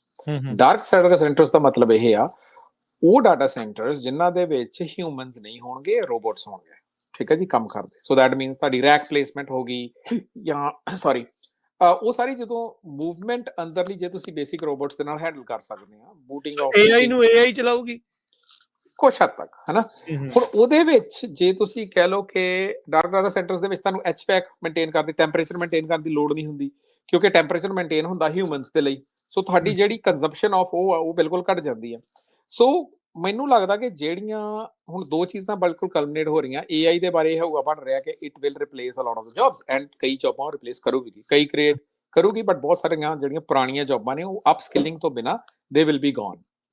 ਸੋ ਹੁਣ ਮੈਨੂੰ ਲੱਗਦਾ ਕਿ ਜਿਹੜੀ ਜੌਬਸ ਆਫਰ ਕਰਨ ਦੀ ਪੋਲਿਟਿਕਸ ਆ ਉਹ ਸਦਾ ਹੀ ਪਲੇ ਕਰਦੀ ਆ। ਆਈ ਮੀਨ ਇਫ ਯੂ ਲੁੱਕ ਐਟ ਜਿਸ ਵੀ ਜਗ੍ਹਾ ਦੀ ਇੰਡਸਟਰੀਅਲਾਈਜੇਸ਼ਨ ਹੁੰਦੀ ਆ, ਉਸ ਇੰਡਸਟਰੀਅਲਾਈਜੇਸ਼ਨ ਦੇ ਵਿੱਚ ਜਿਹੜੀ ਵੀ ਇੰਡਸਟਰੀ ਆਉਂਦੀ ਆ ਉਹ ਸਭ ਜੌਬਸ ਦੇ ਪ੍ਰੋਮਿਸ ਦੇ ਨਾਲ ਆਉਂਦੀ ਆ। ਮੈਂ ਇੱਕ ਛੋਟਾ ਜਿਹਾ ਹਿਸਟੋਰੀਕਲ ਐਗਜ਼ਾਮਪਲ ਦਵਾਂਗਾ। ਆਰਕਾਨਸਸ ਦੇ ਵਿੱਚ ਆਈ ਵਾਸ ਟਾਕਿੰਗ ਟੂ ਮੇਰੇ ਇੱਕ ਪ੍ਰੋਫੈਸਰ ਫਰੈਂਡ ਨੇ, ਉਹਨਾਂ ਨਾਲ ਗੱਲ ਕਰ ਰਿਹਾ ਸੀਗਾ। ਉਹ ਕਹਿੰਦੇ ਵੀ ਆਰਕਾਨਸਸ ਦੇ ਵਿੱਚ ਤੁਸੀਂ ਆਰਕਾਨਸਸ, ਜਾਰਜੀਆ, ਹੁਣ ਭਾਵੇਂ ਪਿਛਲੇ 10 ਸਾਲਾਂ ਵਿੱਚ ਕਿਉਂਕਿ ਲੋਕੀ ਰੂਰਲ 'ਚ ਮੂਵ ਹੋਣਾ ਸ਼ੁਰੂ ਹੋਏ ਆ, ਉੱਥੇ ਗਰੋਥ ਹੋਈ ਹੈ। ਪਰ ਜੇ ਤੁਸੀਂ ਅੱਜ ਤੋਂ 10 ਸਾਲ ਪਹਿਲਾਂ ਵੀ ਜਾਂਦੇ ਤਾਂ it was very poorly run areas, run down areas ਹੁੰਦੇ ਸੀਗੇ। ਐਂਡ ਉਹਦਾ ਰੀਜ਼ਨ ਇਹ ਸੀਗਾ ਕਿ ਅਰਾਊਂਡ 1930s ਇੰਡਸਟਰੀਲਾਈਜੇਸ਼ਨ, ਜਦੋਂ ਇੰਡਸਟਰੀਜ਼ ਨਿਊਯਾਰਕ ਵਗੈਰਾ ਤੋਂ ਸਾਊਥ 'ਚ ਮੂਵ ਹੋਈਆਂ ਚੀਪ ਲੇਬਰ ਦੇ ਕਰਕੇ, ਬਹੁਤ ਜ਼ਿਆਦਾ ਜਿਹੜੀਆਂ ਫਾਰਮਿੰਗ ਕਮਿਊਨਿਟੀਜ਼ ਸੀਗੀਆਂ ਉਹਨਾਂ ਨੇ ਕਿਹਾ 6 ਮਹੀਨੇ ਵੇਟ ਕਰਨ ਦੀ ਕੀ ਲੋੜ ਆ, we we can just go and do work in ਮਤਲਬ in a job in a company. ਸ਼ਾਮ ਨੂੰ ਅਸੀਂ ਬਹਿ ਕੇ ਬੀਅਰ ਪੀਜ਼ਾ ਆਦੇ ਆ ਤੇ we will have a check 2 weeks in. ਉਹੀ ਕੰਪਨੀਜ਼ ਨੇ ਜਦੋਂ 20-30 ਸਾਲਾਂ ਬਾਅਦ ਰੀਅਲਾਈਜ਼ ਕੀਤਾ ਕਿ labour can be even cheaper in Bangladesh and other places, so ਉੱਥੋਂ ਮੂਵ ਹੋਈਆਂ। ਪਰ ਉਹਨੇ ਚਿਰ ਤੱਕ ਜਿਹੜੀਆਂ ਜ਼ਮੀਨਾਂ ਸੀਗੀਆਂ ਉਹ ਵੱਡੀਆਂ ਕਾਰਪੋਰੇਸ਼ਨਸ ਕੋਲੇ ਚਲੀਆਂ ਗਈਆਂ ਸੀਗੀਆਂ, ਇੰਡਸਟਰੀਜ਼ ਉੱਥੇ ਰਹੀਆਂ ਨਹੀਂ। ਸੋ ਮੈਨੂੰ ਲੱਗਦਾ ਕਿ ਜਦੋਂ ਇਨ ਰੋਡ ਇੰਡਸਟਰੀਜ਼ ਹੁੰਦੀਆਂ ਨੇ ਉਹ ਪ੍ਰੋਮਿਸ ਦੇ ਨਾਲ ਹੀ ਹੁੰਦੀਆਂ। So part of that is politics, but part of that is also upskilling. ਮੈਨੂੰ ਲੱਗਦਾ ਕਈ ਜੌਬਸ ਜਿਹੜੀਆਂ ਉਹਨਾਂ ਦੀ ਨੀਡ ਹੋਣੀ ਵੀ ਆ। ਸੋ ਦੋਵੇਂ ਚੀਜ਼ਾਂ ਪਲੇ ਹੋ ਰਹੀਆਂ ਇਸ ਦੇ ਵਿੱਚ। ਇਹਦੇ ਚ ਇੱਕ ਤਾਂ ਇਹ ਚੀਜ਼ ਹੈਗੀ, ਪਰ ਮੈਂ ਨਾ ਤੁਸੀਂ ਇੱਕ ਬੜਾ ਪਹਿਲਾਂ ਇੰਟਰਸਟਿੰਗ ਪੁਆਇੰਟ ਲੈ ਕੇ ਆਏ ਸੀਗੇ, ਮੈਂ ਜੇ ਤੁਸੀਂ ਉਹਦੇ ਤੇ ਇਲੈਬੋਰੇਟ ਕਰ ਸਕੋ। ਜਿਹੜਾ ਯੂਐਸ ਦਾ AI ਦਾ ਮਾਡਲ ਹੈਗਾ ਬੜਾ ਸੈਂਟਰਲਾਈਜ਼ਡ ਹੈ, ਐਂਥਰੋਪਿਕ, ਓਪਨ AI, ਜੈਮਨਾਈ, ਪਰ ਚਾਈਨਾ ਦਾ ਬਹੁਤ ਡੀਸੈਂਟਰਲਾਈਜ਼ਡ ਹੈ ਹਨਾ, ਵੀ ਡੀਪ ਸੀਕ, ਗਵੈਨ ਜਿਹੜੇ ਓਪਨ ਸੋਰਸ ਮਾਡਲਸ ਉਹ ਦੇ ਰਹੇ ਆ ਲੋਕਾਂ ਨੂੰ ਵਰਤਣ ਲਈ, ਉਹਦੇ ਤੇ ਡਿਵੈਲਪ ਕਰਨ ਲਈ। ਮਤਲਬ ਇਹ ਅਪਰੋਚ, ਪਹਿਲੀ ਗੱਲ ਤਾਂ ਮੇਰੇ ਖਿਆਲ ਨਾਲ ਵੀ ਥੋੜਾ ਕਿਉਂਕਿ ਜਿਹੜੇ ਸਾਡੇ ਸਰੋਤੇ ਆ ਉਹ ਇਹਨੇ ਟੈਕਨੀਕਲ ਨਹੀਂ ਹੈਗੇ ਹਨਾ। ਜੇ ਥੋੜੀ ਜਿਹੀ ਉਹਦੇ ਚ ਮੈਂ ਦੇ ਦਿੰਦਾ ਵੀ ਕਲੋਜ਼ਡ ਤੇ ਓਪਨ ਸੋਰਸ ਦਾ ਮਤਲਬ ਕੀ ਹੈ। ਸੋ ਜਿਹੜਾ ਸੌਫਟਵੇਅਰ ਹੁੰਦਾ ਉਹ 2 ਤਰੀਕੇ ਦਾ ਬਣਦਾ ਜੀ, ਵੀ ਇੱਕ ਤਾਂ ਜਿਹੜੀਆਂ ਕੰਪਨੀਆਂ ਸੌਫਟਵੇਅਰ ਬਣਾਉਂਦੀਆਂ ਨੇ ਜਾਂ ਕੋਈ ਵੀ ਕੰਪਿਊਟਰ ਦਾ ਉਹ ਪ੍ਰੋਗਰਾਮ ਬਣਾਉਂਦੀਆਂ ਨੇ, ਉਹ ਕਹਿੰਦੀਆਂ ਨੇ ਵੀ ਇਹ ਸਾਡਾ ਹੈ, ਅਸੀਂ ਇਹਨੂੰ ਓਨ ਕਰਦੇ ਹਾਂ, ਤੁਸੀਂ ਇਹਨੂੰ ਵਰਤ ਸਕਦੇ ਹੋ, ਪਰ ਤੁਸੀਂ ਜਿਸ ਹਾਲਾਤ ਦੇ ਵਿੱਚ ਅਸੀਂ ਤੁਹਾਨੂੰ ਦੇ ਰਹੇ ਹਾਂ ਉਵੇਂ ਹੀ ਵਰਤ ਸਕਦੇ ਹੋ, ਤੁਸੀਂ ਇਹਨੂੰ ਮੋਡੀਫਾਈ ਨਹੀਂ ਕਰ ਸਕਦੇ ਜਾਂ ਤੁਸੀਂ ਇਹਨੂੰ ਬਦਲ ਕੇ ਆਪਣੇ ਅੱਗੇ ਵੇਚ ਨਹੀਂ ਸਕਦੇ, ਆਪਣੀਆਂ ਸਰਵਿਸਿਜ਼ ਲਈ ਵੇਚ ਨਹੀਂ ਸਕਦੇ। ਓਪਨ ਸੋਰਸ ਹੁੰਦਾ ਜਿਹੜਾ ਵਿੱਚ ਹੁੰਦਾ ਵੀ ਅਸੀਂ ਇੱਕ ਚੀਜ਼ ਬਣਾ ਲਈ, ਉਹਦੇ ਵਿੱਚ ਪਰ ਅਸੀਂ ਲੋਕਾਂ ਦੀ ਇਨਪੁਟ ਲੈਣ ਲੱਗ ਪਏ, ਤੇ ਜਿਹੜੇ ਲੋਕੀ ਇਨਪੁਟ ਦਿੰਦੇ ਆ ਉਹਨੂੰ ਆਪ ਵਰਤ ਸਕਦੇ ਆ, ਉਹ ਮੋਡੀਫਾਈ ਕਰ ਸਕਦੇ ਤੇ ਆਪਣੇ ਹਿਸਾਬ ਨਾਲ ਉਹਨੂੰ ਚੇਂਜ ਕਰਕੇ ਜਿਹੜਾ ਆਪਣਾ ਕੰਮ ਉਹਦੇ ਤੋਂ ਕਰਵਾ ਸਕਦੇ ਆ। ਇਹ ਹੈਗਾ ਜਿਹੜਾ ਕਲੋਜ਼ਡ ਤੇ ਓਪਨ ਸੋਰਸ ਦਾ। ਠੀਕ ਹੈ, ਜੇ ਮੈਂ ਕੁਝ ਮਿਸ ਕਰ ਗਿਆ ਹੋ ਰਵਿੰਦਰ ਸਿੰਘ ਤੁਸੀਂ ਐਡ ਕਰਨਾ। ਪਰ ਇਹ ਤੁਸੀਂ ਅਪਰੋਚ ਦੇ ਵਿੱਚ ਮਤਲਬ ਤੁਸੀਂ ਇਹਦੇ ਵਿੱਚ ਕੀ ਕਾਰਨ ਹੋ ਸਕਦੇ ਵੀ ਇਹ ਪਹਿਲੀ ਗੱਲ ਤਾਂ ਇਹ ਅਪਰੋਚ ਆ ਰਹੀ ਹੈ ਨਾ, ਫਿਰ ਐਟ ਦਾ ਸੇਮ ਟਾਈਮ ਵੀ ਉਹ ਡਿਜੀਟਲ ਕਰੰਸੀ ਦੇ ਉੱਤੇ ਕਿਵੇਂ ਅਪਲਾਈ ਹੁੰਦੀ ਹੈ ਨਾ, ਵੀ ਚਾਈਨਾ ਉਹਦੇ ਚ ਕੀ ਕਰ ਰਿਹਾ, ਯੂਐਸ ਉਹਦੇ ਚ ਕੀ ਕਰ ਰਿਹਾ ਹਨਾ। ਤੇ ਸਪੈਸ਼ਲੀ ਜਿਹੜੀ ਤੁਸੀਂ ਸਵਿਟਜ਼ਰਲੈਂਡ ਵਾਲਾ ਪੁਆਇੰਟ ਲੈ ਕੇ ਆਏ, ਮੇਰਾ ਵੀ ਸਵਿਟਜ਼ਰਲੈਂਡ ਨੇ ਕਿਹਾ ਵੀ ਅਸੀਂ ਜਿਹੜੀ ਆਪਣੀ ਕੈਸ਼ ਕਰੰਸੀ ਹੈ ਉਹ ਅਸੀਂ ਰਿਪਲੇਸ ਨਹੀਂ ਕਰਨੀ, ਉਹ ਰੱਖਣੀ ਹੈ। ਉਹ ਸਾਰਾ ਟਾਈ ਇਨ ਕਿਵੇਂ ਹੁੰਦਾ ਜੀ? So I think this is very interesting question, ਕਿਉਂਕਿ ਜੇ ਅਸੀਂ AI ਦੀ ਅਪਰੋਚ ਵੇਖੀਏ, ਵੇਖੋ ਇਹ ਜਿਹੜਾ ਐਰਾ ਹੈਗਾ ਹੈ ਨਾ, ਉਹਦੇ ਵਿੱਚ AI ਜਿਹੜੀ ਆ ਉਹ ਡੈਫੀਨੇਟਲੀ 10x ਐਡਵਾਂਟੇਜ ਤਾਂ ਦੇ ਰਹੀ ਆ ਹਨਾ, ਜਿਹੜੇ ਵੀ ਉਹਨੂੰ ਵਰਤ ਰਹੇ ਨੇ। For example developers the job almost ਚਲੀ ਗਈ ਹੈ ਕਿ ਲੋਕੀ ਕੋਡ ਨਹੀਂ ਲਿਖ ਰਹੇ, ਉਹ ਇੰਗਲਿਸ਼ ਦੇ ਵਿੱਚ, ਆਮ ਇੰਗਲਿਸ਼ ਦੇ ਵਿੱਚ ਦੱਸ ਰਹੇ ਕਿ ਕੀ ਕਰਨਾ, and code is being written ਹਨਾ, ਤੇ ਉਹ ਹੌਲੀ ਹੌਲੀ ਪ੍ਰੋਸੈਸਸ ਇੰਪਰੂਵ ਹੋ ਰਹੀਆਂ। ਸੋ AI ਦੀ ਪਰ ਉਹਨੂੰ ਅਪਰੋਚ ਜਿਵੇਂ ਕੀਤਾ ਜਾ ਰਿਹਾ, ਸੋ US ਦੇ ਵਿੱਚ ਜਿਹੜੇ ਮੇਜਰ ਮਾਡਲਸ ਡਿਵੈਲਪ ਹੋਏ ਸ਼ੁਰੂ ਦੇ ਵਿੱਚ ਹਨਾ, ਜਿੱਦਾਂ GPT ਮਾਡਲ ਸੀਗੇ ਜਾਂ ਇਵੇਂ ਦੇ ਜਿਹੜੇ ਮਾਡਲ ਸੀਗੇ ਉਹ ਸੈਂਟਰਲਾਈਜ਼ ਤਰੀਕੇ ਨਾਲ ਡਿਵੈਲਪ ਹੋਏ। ਪਹਿਲੇ ਕੁਝ ਓਪਨ ਸੋਰਸ ਮਾਡਲ ਸੀਗੇ ਜਦੋਂ ਟੈਸਟਿੰਗ ਦੇ ਲਈ, ਉਹਦੀ ਆਮ ਅਡਾਪਸ਼ਨ ਦੇ ਲਈ, ਪਰ ਐਜ਼ ਸੂਨ ਐਜ਼ ਉਹਦੀ ਅਡਾਪਸ਼ਨ ਇੱਕ ਸਰਟਨ ਲੈਵਲ ਤੋਂ ਤਾਂ ਚਲੀ ਗਈ, ਤਾਂ ਜਿਵੇਂ ਓਪਨ AI ਵੀ ਸੀਗੀ, ਇਹ ਪਹਿਲਾਂ ਨਾਨ ਪ੍ਰੋਫਿਟ ਸੀਗੀ, ਨਾਨ ਪ੍ਰੋਫਿਟ ਤੋਂ ਫॉर ਪ੍ਰੋਫਿਟ ਕੰਪਨੀ ਬਣ ਗਈ, ਤੇ ਹੁਣ it is like recently ਫਾਈਲਡ with ਹਾਂ, ਉਹ IPO ਆਪਣਾ ਫਾਈਲ ਕਰ ਰਹੇ ਨੇ। ਠੀਕ ਹੈ ਜੀ। ਕਲੌਡ ਦਾ ਵੀ ਜੇ ਤੁਸੀਂ ਇੱਥੇ ਵੇਖੋ, ਕਲੌਡ ਦੇ ਵਿੱਚ ਨਾ ਉਹਨਾਂ ਦਾ $300 billion model, 300 billion parameter model ਜਿਹਨੂੰ ਤੁਸੀਂ ਕਹਿ ਸਕਦੇ ਆ ਹਨਾ, ਉਹ ਇੱਕ ਹਿਸਾਬ ਦੇ ਨਾਲ ਉਹ ਵੀ ਕਲੋਜ਼ ਸੋਰਸ ਆ, ਤੁਸੀਂ ਉੱਥੇ ਸਰਵਿਸਿਜ਼ ਲੈਣੇ ਤੇ ਪੈਸੇ ਪੇ ਕਰਦੇ ਹੋ। ਹੁਣ ਚਾਈਨਾ ਨਾਲ ਇਹੀ ਰੌਲਾ ਪਿਆ ਸੀ ਗਾਰਡ ਰੇਲਸ ਨੂੰ ਲੈ ਕੇ। ਹਾਂਜੀ। ਸੋ ਚਾਈਨਾ ਨੇ ਕੀ ਕੀਤਾ, ਚਾਈਨਾ ਨੇ ਇਹ ਰੀਅਲਾਈਜ਼ ਕੀਤਾ ਕਿ ਆਈ ਥਿੰਕ ਇਹਦੇ ਵਿੱਚ ਪੋਲੀਟੀਕਲ ਮੂਵ ਵੀ ਹੈਗੀ ਹੈ। ਚਾਈਨਾ ਨੇ ਇਹ ਰੀਅਲਾਈਜ਼ ਕੀਤਾ ਕਿ ਉਹ ਸਿੱਧਾ ਇਸ ਪਾਸਿਓਂ ਕੰਪੀਟ ਨਹੀਂ ਕਰ ਸਕਦਾ, ਕਿਉਂਕਿ ਅਡਾਪਸ਼ਨ ਜਿਹੜੀ ਸੀਗੀ, ਉਹ ਜਿਹੜਾ ਵੀ ਬੰਦਾ ਸੋਚਦਾ ਸੀਗਾ ਮੈਂ AI ਯੂਜ਼ ਕਰਨੀ ਹੈ ਤਾਂ ਓਪਨ AI ਉਹਦੇ ਲਈ ਗੋ ਟੂ ਡਿਫਾਲਟ ਸੀਗਾ। ਸੋ ਉਹਨਾਂ ਨੇ ਕੀ ਕਰਨਾ ਸ਼ੁਰੂ ਕਰਤਾ, ਉਹ ਕਹਿੰਦੇ ਕਿ ਤੁਹਾਨੂੰ ਸਰਵਿਸਿਜ਼ ਖਰੀਦਣ ਦੀ ਲੋੜ ਹੀ ਨਹੀਂ, ਤੁਹਾਨੂੰ $20 ਦੇਣ ਦੀ ਲੋੜ ਹੀ ਨਹੀਂ ਆ, ਅਸੀਂ ਆਪਣੇ ਮਾਡਲ ਟ੍ਰੇਨ ਕਰਕੇ ਓਪਨ 'ਚ ਹੀ ਰਿਲੀਜ਼ ਕਰ ਦਿੰਦੇ ਹਾਂ, ਜਿਨ੍ਹਾਂ ਵਿੱਚੋਂ ਡੀਪ ਸੀਕ ਪਹਿਲਾ ਮਾਡਲ ਸੀਗਾ, ਜਿਹੜਾ ਉਹਨਾਂ ਨੇ ਐਕਚੁਅਲੀ ਓਪਨ AI ਤੋਂ ਹੀ ਡੇਟਾ ਲੈ ਕੇ ਤੇ ਉਹਦੇ ਉੱਤੇ ਟ੍ਰੇਨ ਕੀਤਾ ਸੀਗਾ, and with fraction of the cost. ਉਹਨਾਂ ਮੇਰੇ ਖਿਆਲ ਨਾਲ $10 ਮਿਲੀਅਨ ਕਿ ਕੁਛ ਏਦਾਂ ਲਾਇਆ ਸੀਗਾ, ਤੇ ਹਨਾ। ਤੇ ਉਹਨਾਂ ਨੇ ਮੁੜ ਕੇ ਉੱਤੇ ਟ੍ਰੇਨ ਕਰਕੇ ਤੇ ਉਹਨਾਂ ਨੂੰ ਓਪਨ ਚ ਰਿਲੀਜ਼ ਕਰਦਾ। ਓਪਨ ਚ ਰਿਲੀਜ਼ ਕਰਨ ਦਾ ਇਹ ਮਤਲਬ ਆ ਕਿ ਜੇ ਤੁਹਾਡੇ ਕੋਲ ਇਨਫ ਮੈਮਰੀ ਹੈਗੀ ਆ, ਮਤਲਬ 128 GB ਤੋਂ ਉੱਪਰ ਦੀ ਜੇ ਤੁਹਾਡੇ ਕੋਲ ਮੈਮਰੀ ਹੈਗੀ ਆ, ਤੇ ਤੁਸੀਂ ਸਿਗਨੀਫੀਕੈਂਟ, ਮੈਂ ਇਹ ਨਹੀਂ ਕਹੂੰਗਾ ਕਿ ਪਰਫੈਕਟ, ਬਟ ਤੁਸੀਂ ਖਾਸਾ ਇੰਟੈਲੀਜੈਂਟ ਮਾਡਲ ਆਪਣੀ ਲੋਕਲ ਮਸ਼ੀਨ ਤੇ ਰਨ ਕਰ ਸਕਦੇ। ਇਹਦਾ ਮਤਲਬ ਕਿ ਤੁਹਾਨੂੰ ਜਿਹੜੀਆਂ ਕੰਪਨੀਆਂ ਨੇ ਜਿਹੜੀਆਂ ਤੁਹਾਨੂੰ ਕੰਪਿਊਟ ਵੇਚ ਰਹੀਆਂ ਉਹਨਾਂ ਨੂੰ ਪੈਸੇ ਦੇਣ ਦੀ ਲੋੜ ਨਹੀਂ ਹੈ। ਸੋ ਇੱਕ ਹਿਸਾਬ ਨਾਲ ਇਹ ਪੋਲੀਟੀਕਲ ਮੈਨੂਵਰ ਵੀ ਸੀਗਾ ਕਿ ਜਿਹੜੀਆਂ ਵੱਡੀਆਂ ਕੰਪਨੀਆਂ ਜਿਨ੍ਹਾਂ ਦੇ ਸਿਰ ਦੇ ਉੱਤੇ ਸਟਾਕ ਮਾਰਕੀਟ ਸਡਨਲੀ, ਜਿਹਨੂੰ ਹੁਣ ਮੈਂਗੋ ਸਟਾਕਸ ਕਹਿੰਦੇ, ਜਿਨ੍ਹਾਂ ਵਿੱਚ ਓਪਨ AI ਇੱਕ ਆ,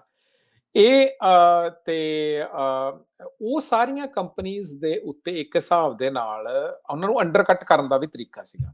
ਪਰ ਨਾਲ ਦੀ ਨਾਲ ਇਹ ਵੀ ਸੀਗਾ ਕਿ ਉਹਦੇ ਨਾਲ ਜਿਹੜੀਆਂ ਕੰਟਰੀਜ਼ ਇਸ ਗੱਲੋਂ ਕੰਸਰਨਡ ਹੋ ਰਹੀਆਂ ਸੀਗੀਆਂ, ਜਿਵੇਂ ਹੁਣ ਜਿਹੜੀ ਖਾੜੀ ਦੀ ਵਾਰ ਚੱਲ ਰਹੀ ਹੈ, ਉਹਦੇ ਵਿੱਚ ਇਹ ਰਿਅਲਾਈਜ਼ ਹੋਇਆ ਕਿ ਕਲੌਡ ਤੇ ਓਪਨ AI ਹੈ ਨਾ, ਦੋਵਾਂ ਦੇ ਕੰਟਰੈਕਟ ਸੀਗੇ ਡਿਪਾਰਟਮੈਂਟ ਆਫ ਡਿਫੈਂਸ ਦੇ ਨਾਲ। ਸੋ ਉਹਦੇ ਵਿੱਚ ਜਿਹੜੀਆਂ ਕੰਟਰੀ ਸੀਗੀਆਂ ਉਹਨਾਂ ਨੇ ਜਦੋਂ ਆਪਣੀ ਡਾਟਾ ਸੋਵਰੇਨਿਟੀ ਦੀ ਗੱਲ ਕੀਤੀ, ਸੋ ਉਹਨਾਂ ਨੂੰ ਜਿਹੜਾ ਚਾਈਨੀਜ਼ ਮਾਡਲ ਆ ਕਿ ਜਿਹਦੇ ਵਿੱਚ ਤੁਸੀਂ ਆਪਣਾ ਸਾਰਾ ਡੇਟਾ ਤੁਹਾਡਾ ਲੋਕਲ ਆ, ਕਿਸੇ ਵੀ ਸੈਂਟਰਲਾਈਜ਼ਡ ਡੇਟਾ ਜਾ ਨਹੀਂ ਰਿਹਾ ਹੈਗਾ, ਉਹ ਕੁਛ ਹੱਦ ਤੱਕ ਮੈਨੂੰ ਲੱਗਦਾ ਕਿ ਦੇ ਵਰ ਟਰਾਈਂਗ ਟੂ ਅਟਰੈਕਟ ਦੋਸ ਕੰਟਰੀਜ਼। ਪਰ ਹੁਣ ਉਸੇ ਟਾਈਮ ਦੇ ਉੱਤੇ ਕੀ ਹੋਇਆ, ਉਸੇ ਟਾਈਮ ਦੇ ਉੱਤੇ ਤੁਸੀਂ ਵੇਖਿਆ ਕਿ ਮੈਮਰੀ ਜਿਹੜੀ ਆ ਉਹਦੀ ਕਾਸਟ ਰਾਤੋਂ ਰਾਤ ਡਬਲ ਹੋ ਗਈ। ਠੀਕ ਹੈ। ਸੋ ਇਹ ਵੇਖਣ ਨੂੰ ਲੱਗਦਾ ਕਿ ਡਿਸਕਨੈਕਟਡ ਨੇ, ਪਰ ਇੱਕ ਡਾਟਸ ਆਪਸ ਚ ਕਨੈਕਟਡ ਨੇ, ਕਿਉਂਕਿ ਇਹਦੇ ਵਿੱਚ ਦੋ ਵੱਖਰੀਆਂ ਥਾਟ ਪ੍ਰੋਸੈਸ ਦਾ ਆਪਸ ਚ ਭੇੜ ਹੋ ਰਿਹਾ ਹੈ ਨਾ। ਵੀ ਜਿਹਦੇ ਵਿੱਚ ਇੱਕ ਜਿਹੜੀ ਆ ਉਹ ਦੁਨੀਆ ਦੀ ਸਾਰੀ ਇਨਫੋਰਮੇਸ਼ਨ ਨੂੰ ਸੈਂਟਰਲਾਈਜ਼ ਕਰਨਾ ਚਾਹੁੰਦਾ, ਜਿੱਦਾਂ ਕਿ ਫੇਸਬੁੱਕ ਦੇ ਨਾਲ ਹੋਇਆ। ਫੇਸਬੁੱਕ ਨੇ ਇੱਕ ਹਿਸਾਬ ਨਾਲ ਦੁਨੀਆ ਦੇ ਬਿਲੀਅਨਸ ਆਫ ਲੋਕਾਂ ਦੀ ਜਿਹੜੀ ਇਨਫੋਰਮੇਸ਼ਨ ਆ ਉਹ ਸੈਂਟਰਲਾਈਜ਼ਡ ਆ, ਐਂਡ ਫਿਰ ਬੇਸਡ ਔਨ ਜਿਹੜੀ ਅਮਰੀਕਨ ਪਾਲਿਸੀ ਦੇ ਨਾਲ ਅਲਾਈਨਮੈਂਟ ਆ, ਉਹਦੀ ਫਰੇਮਿੰਗ ਜਿਹੜੀ ਆ ਵੀ ਉਹ ਕਿੰਨਾ ਲੋਕਾਂ ਤੱਕ ਇਨਫੋਰਮੇਸ਼ਨ ਕਿਹੜੀ ਪਹੁੰਚਦੀ ਹੈ, ਬੜੇ ਹੱਦ ਤੱਕ ਕੰਟਰੋਲ ਹੋ ਰਹੀ ਹੈ ਦੁਨੀਆ ਭਰ ਦੇ ਵਿੱਚ। ਇਸੇ ਤਰ੍ਹਾਂ ਟਵਿੱਟਰ ਵੀ, ਤੇ ਇਹ ਮੇਨ ਸਟ੍ਰੀਮ ਹੈ ਨਾ, ਜੇ ਤੁਸੀਂ ਕਹੋ ਸੋਸ਼ਲ ਮੀਡੀਆ, ਜਿਹੜਾ ਸੋਸ਼ਲ ਮੀਡੀਆ ਤੋਂ ਹੁਣ ਜਿਹੜੀ ਅਗਲੀ ਗੇਮ ਆ ਉਹ AI ਦੀ ਗੇਮ ਆ। ਸੋ ਜਿਹੜੀ US ਅਪਰੋਚ ਆ ਇਹਨੂੰ, ਉਹ ਸੈਂਟਰਲਾਈਜ਼ੇਸ਼ਨ ਦੀ ਆ। ਜਿਹੜੀ ਚਾਈਨੀਜ਼ ਅਪਰੋਚ ਆ ਉਹ ਡੀਸੈਂਟਰਲਾਈਜ਼ੇਸ਼ਨ ਦੀ ਹੈ, ਕਿਉਂਕਿ ਉਹ ਇਹਨੂੰ ਅੰਡਰਕਟ ਕਰਨਾ ਚਾਹੁੰਦੇ ਆ। ਤੇ ਇਹਦੇ ਵਿਚਕਾਰ ਜਿਹੜੀ ਲਾਸਟ ਪੁਆਇੰਟ ਮੈਂ ਕਹਾਂਗਾ ਕਿ ਜਿਹੜੀਆਂ ਟ੍ਰੈਡੀਸ਼ਨਲੀ ਜਿਹੜੀਆਂ ਕੰਟਰੀਜ਼ ਆਪਣੇ ਆਪ ਦੇ ਵਿੱਚ ਇੰਡੀਪੈਂਡੈਂਟ ਤੇ ਸੋਵਰਨ ਰਹੀਆਂ, ਜਿਵੇਂ ਕਿ ਸਵਿਟਜ਼ਰਲੈਂਡ ਵਗੈਰਾ ਕੰਟਰੀ ਆ, ਉਹਨਾਂ ਦੀ ਹੋਰ ਵੀ ਇੰਟਰਸਟਿੰਗ ਅਪਰੋਚ ਆ, ਕਿਉਂਕਿ ਹੁਣ ਜਿਹੜੀ ਬੋਟਸ ਨੇ ਉਹ ਟ੍ਰੇਡਿੰਗ ਕਰ ਰਹੇ ਨੇ, ਪਰ ਉਹਦੇ ਵਿੱਚ ਜਿਹੜੀ ਟ੍ਰਾਂਜੈਕਸ਼ਨ ਆ ਉਹ ਡਿਜੀਟਲ ਹੁੰਦੀ ਜਾ ਰਹੀ ਆ। ਡਿਜੀਟਲ ਹੁੰਦੀ ਜਾਣ ਦੇ ਲਈ ਡਿਜੀਟਲ ਮਨੀ ਦੀ ਅਡਾਪਸ਼ਨ ਇੰਪੋਰਟੈਂਟ ਆ। ਉਹਦੇ ਵਿੱਚ ਵੀ ਅਮਰੀਕਨ ਕੰਪਨੀਆਂ ਕਾਫੀ ਹੱਦ ਤੱਕ ਇਸ ਸਪੇਸ ਨੂੰ ਓਨ ਕਰਦੀਆਂ, ਜਿੱਦਾਂ ਸਟ੍ਰਾਈਪ ਆ ਜਿਹਨੂੰ ਓਨ ਕਰਦੀ ਆ। ਪਰ ਜਿਹੜੀਆਂ ਕੰਟਰੀਜ਼ ਇਦਾਂ ਦੀਆਂ ਨੇ ਜਿੱਦਾਂ ਸਵਿਟਜ਼ਰਲੈਂਡ ਵਗੈਰਾ, ਉਹ ਮੇਕ ਸ਼ੋਰ ਕਰ ਰਹੀਆਂ ਕਿ ਭਾਈ ਜਿਹੜਾ ਇਸ ਸਾਰੇ ਸਿਸਟਮ ਤੋਂ ਡਿਸਕਨੈਕਟਡ ਰਹਿਣਾ ਚਾਹੁੰਦਾ ਆ ਉਹ ਰਹਿ ਸਕੇ, ਕਿਉਂਕਿ ਜਿੰਨੀ ਜ਼ਿਆਦਾ ਇਹ ਮਤਲਬ ਕੰਸੋਲੀਡੇਸ਼ਨ ਹੋ ਰਹੀ ਆ, ਉਨੀ ਜ਼ਿਆਦਾ ਡਿਪੈਂਡੈਂਸੀ ਹੋ ਰਹੀ ਆ ਲਾਰਜਰ ਇਕੋਸਿਸਟਮ ਦੇ ਉੱਤੇ। ਇੰਡੀਆ ਵਰਗੀ ਕੰਟਰੀਜ਼ ਦੀ ਜਿਹੜੀ ਅਪਰੋਚ ਆ ਉਹ ਇਹ ਆ ਕਿ they are plugging into that global subscription model. Exactly. ਅੱਛਾ, ਇਹ ਬੜਾ ਇੰਟਰਸਟਿੰਗ ਆ, ਸੈਂਟਰਲਾਈਜ਼ਡ ਤੇ ਡੀਸੈਂਟਰਲਾਈਜ਼ਡ। ਚਾਈਨਾ ਨੂੰ ਆਪਾਂ ਜਦੋਂ ਬਾਹਰੋਂ ਦੇਖਦੇ ਹਾਂ, ਉਹ ਇਦਾਂ ਲੱਗਦਾ ਵੀ they want it everything centralised. ਉਹਨਾਂ ਨੇ ਇਹ ਜਿਹੜਾ AI ਮਾਡਲ ਡੀਸੈਂਟਰਲਾਈਜ਼ਡ ਕਰਕੇ, ਤੇ ਅਮਰੀਕਾ ਦਾ ਉਲਟਾ ਸੀਗਾ ਵੀ ਦੇ ਹੈਵ ਐਵਰੀਥਿੰਗ, ਫੈਡਰਲਿਜ਼ਮ ਆ, ਡੀਸੈਂਟਰਲਾਈਜ਼ਡ ਆ, ਇਹ ਸਾਰੀ ਚੀਜ਼ ਦੇ ਵਿੱਚ ਇਹ ਹੁਣ ਸੈਂਟਰਲਾਈਜ਼ਡ ਆ। ਇਹ ਤੁਹਾਨੂੰ ਕਿਉਂ ਲੱਗਦਾ ਵੀ ਆਪਸ ਦੇ ਵਿੱਚ ਇਹਨਾਂ ਨੇ ਤਬਦੀਲੀ ਕਿੱਦਾਂ ਕਰ ਲਈ ਹੈ, ਫਲਿਪ ਫਲॉप ਕਿੱਦਾਂ ਹੋ ਗਏ? ਜਿਹੜਾ ਸ਼ੀ ਜਿਨਪਿੰਗ ਚਾਹੁੰਦਾ ਵੀ ਸਾਰਾ ਕੰਟਰੋਲ ਮੇਰੇ ਕੋਲ ਹੋਵੇ, ਉਹ AI ਮਾਡਲ ਨੂੰ ਖੁੱਲਿਆ ਛੱਡ ਰਹੇ, ਤੇ ਜਿਹੜੇ ਇੱਥੇ ਕਹਿੰਦੇ ਵੀ ਕੰਪੀਟੀਸ਼ਨ ਹੋਵੇ, ਕੈਪੀਟਲਿਜ਼ਮ ਹੋਵੇ, ਉਹ ਕਹਿੰਦੇ ਵੀ ਨਹੀਂ, ਹੁਣ ਸਾਰਾ ਕੁਝ ਸਾਡੇ ਕੰਟਰੋਲ 'ਚ ਆਵੇ। ਹਾਂਜੀ, ਗੁਰਜਪਾਲ ਸਿੰਘ, ਤੁਸੀਂ ਇਹਨੂੰ ਲੈਣਾ ਚਾਹੋਗੇ? ਹਾਂ ਜ਼ਰੂਰ। ਇਹ ਰਾਜਕਰਮਵੀਰ ਸਿੰਘ, ਇਹ ਬੈਲੈਂਸਿੰਗ ਐਕਟ ਹੈ। ਸੋ ਫੇਸਬੁੱਕ ਨੇ ਕੀ ਕੀਤਾ ਵੀ, ਫੇਸਬੁੱਕ ਨੇ ਜਿਹੜੀ ਭਾਜੀ ਨੇ ਗੱਲ ਕੀਤੀ ਵੀ ਉਹ ਪਹਿਲਾਂ ਕਿਉਂਕਿ ਮਾਰਕੀਟ ਦੇ ਵਿੱਚ ਆਈ, ਸਾਰੇ ਲੋਕੀ ਉਹਦੇ ਤੇ ਆ ਗਏ ਫੇਸਬੁੱਕ ਦੇ ਉੱਤੇ, ਉਹ ਆਪਣੀ ਪਰਸਨਲ ਜਾਣਕਾਰੀ ਸਾਰੀ ਉਹਦੇ ਤੇ ਪਾਉਣ ਲੱਗ ਪਏ। ਮੈਂ ਕਿੱਥੇ ਗਿਆ, ਮੈਨੂੰ ਕੀ ਪਸੰਦ ਹੈ, ਮੈਂ ਕੀ ਸੋਚਦਾ। ਫੇਸਬੁੱਕ ਦੇ ਰਾਹੀਂ ਉਹਨਾਂ ਦਾ ਜਿਹੜਾ ਪੋਲੀਟੀਕਲ ਓਪੀਨੀਅਨ, ਉਹਨਾਂ ਦਾ ਸੋਸ਼ਲ ਓਪੀਨੀਅਨ, ਸਾਰਾ ਕੁਝ ਕੰਟਰੋਲ ਹੋਣ ਲੱਗ ਪਿਆ।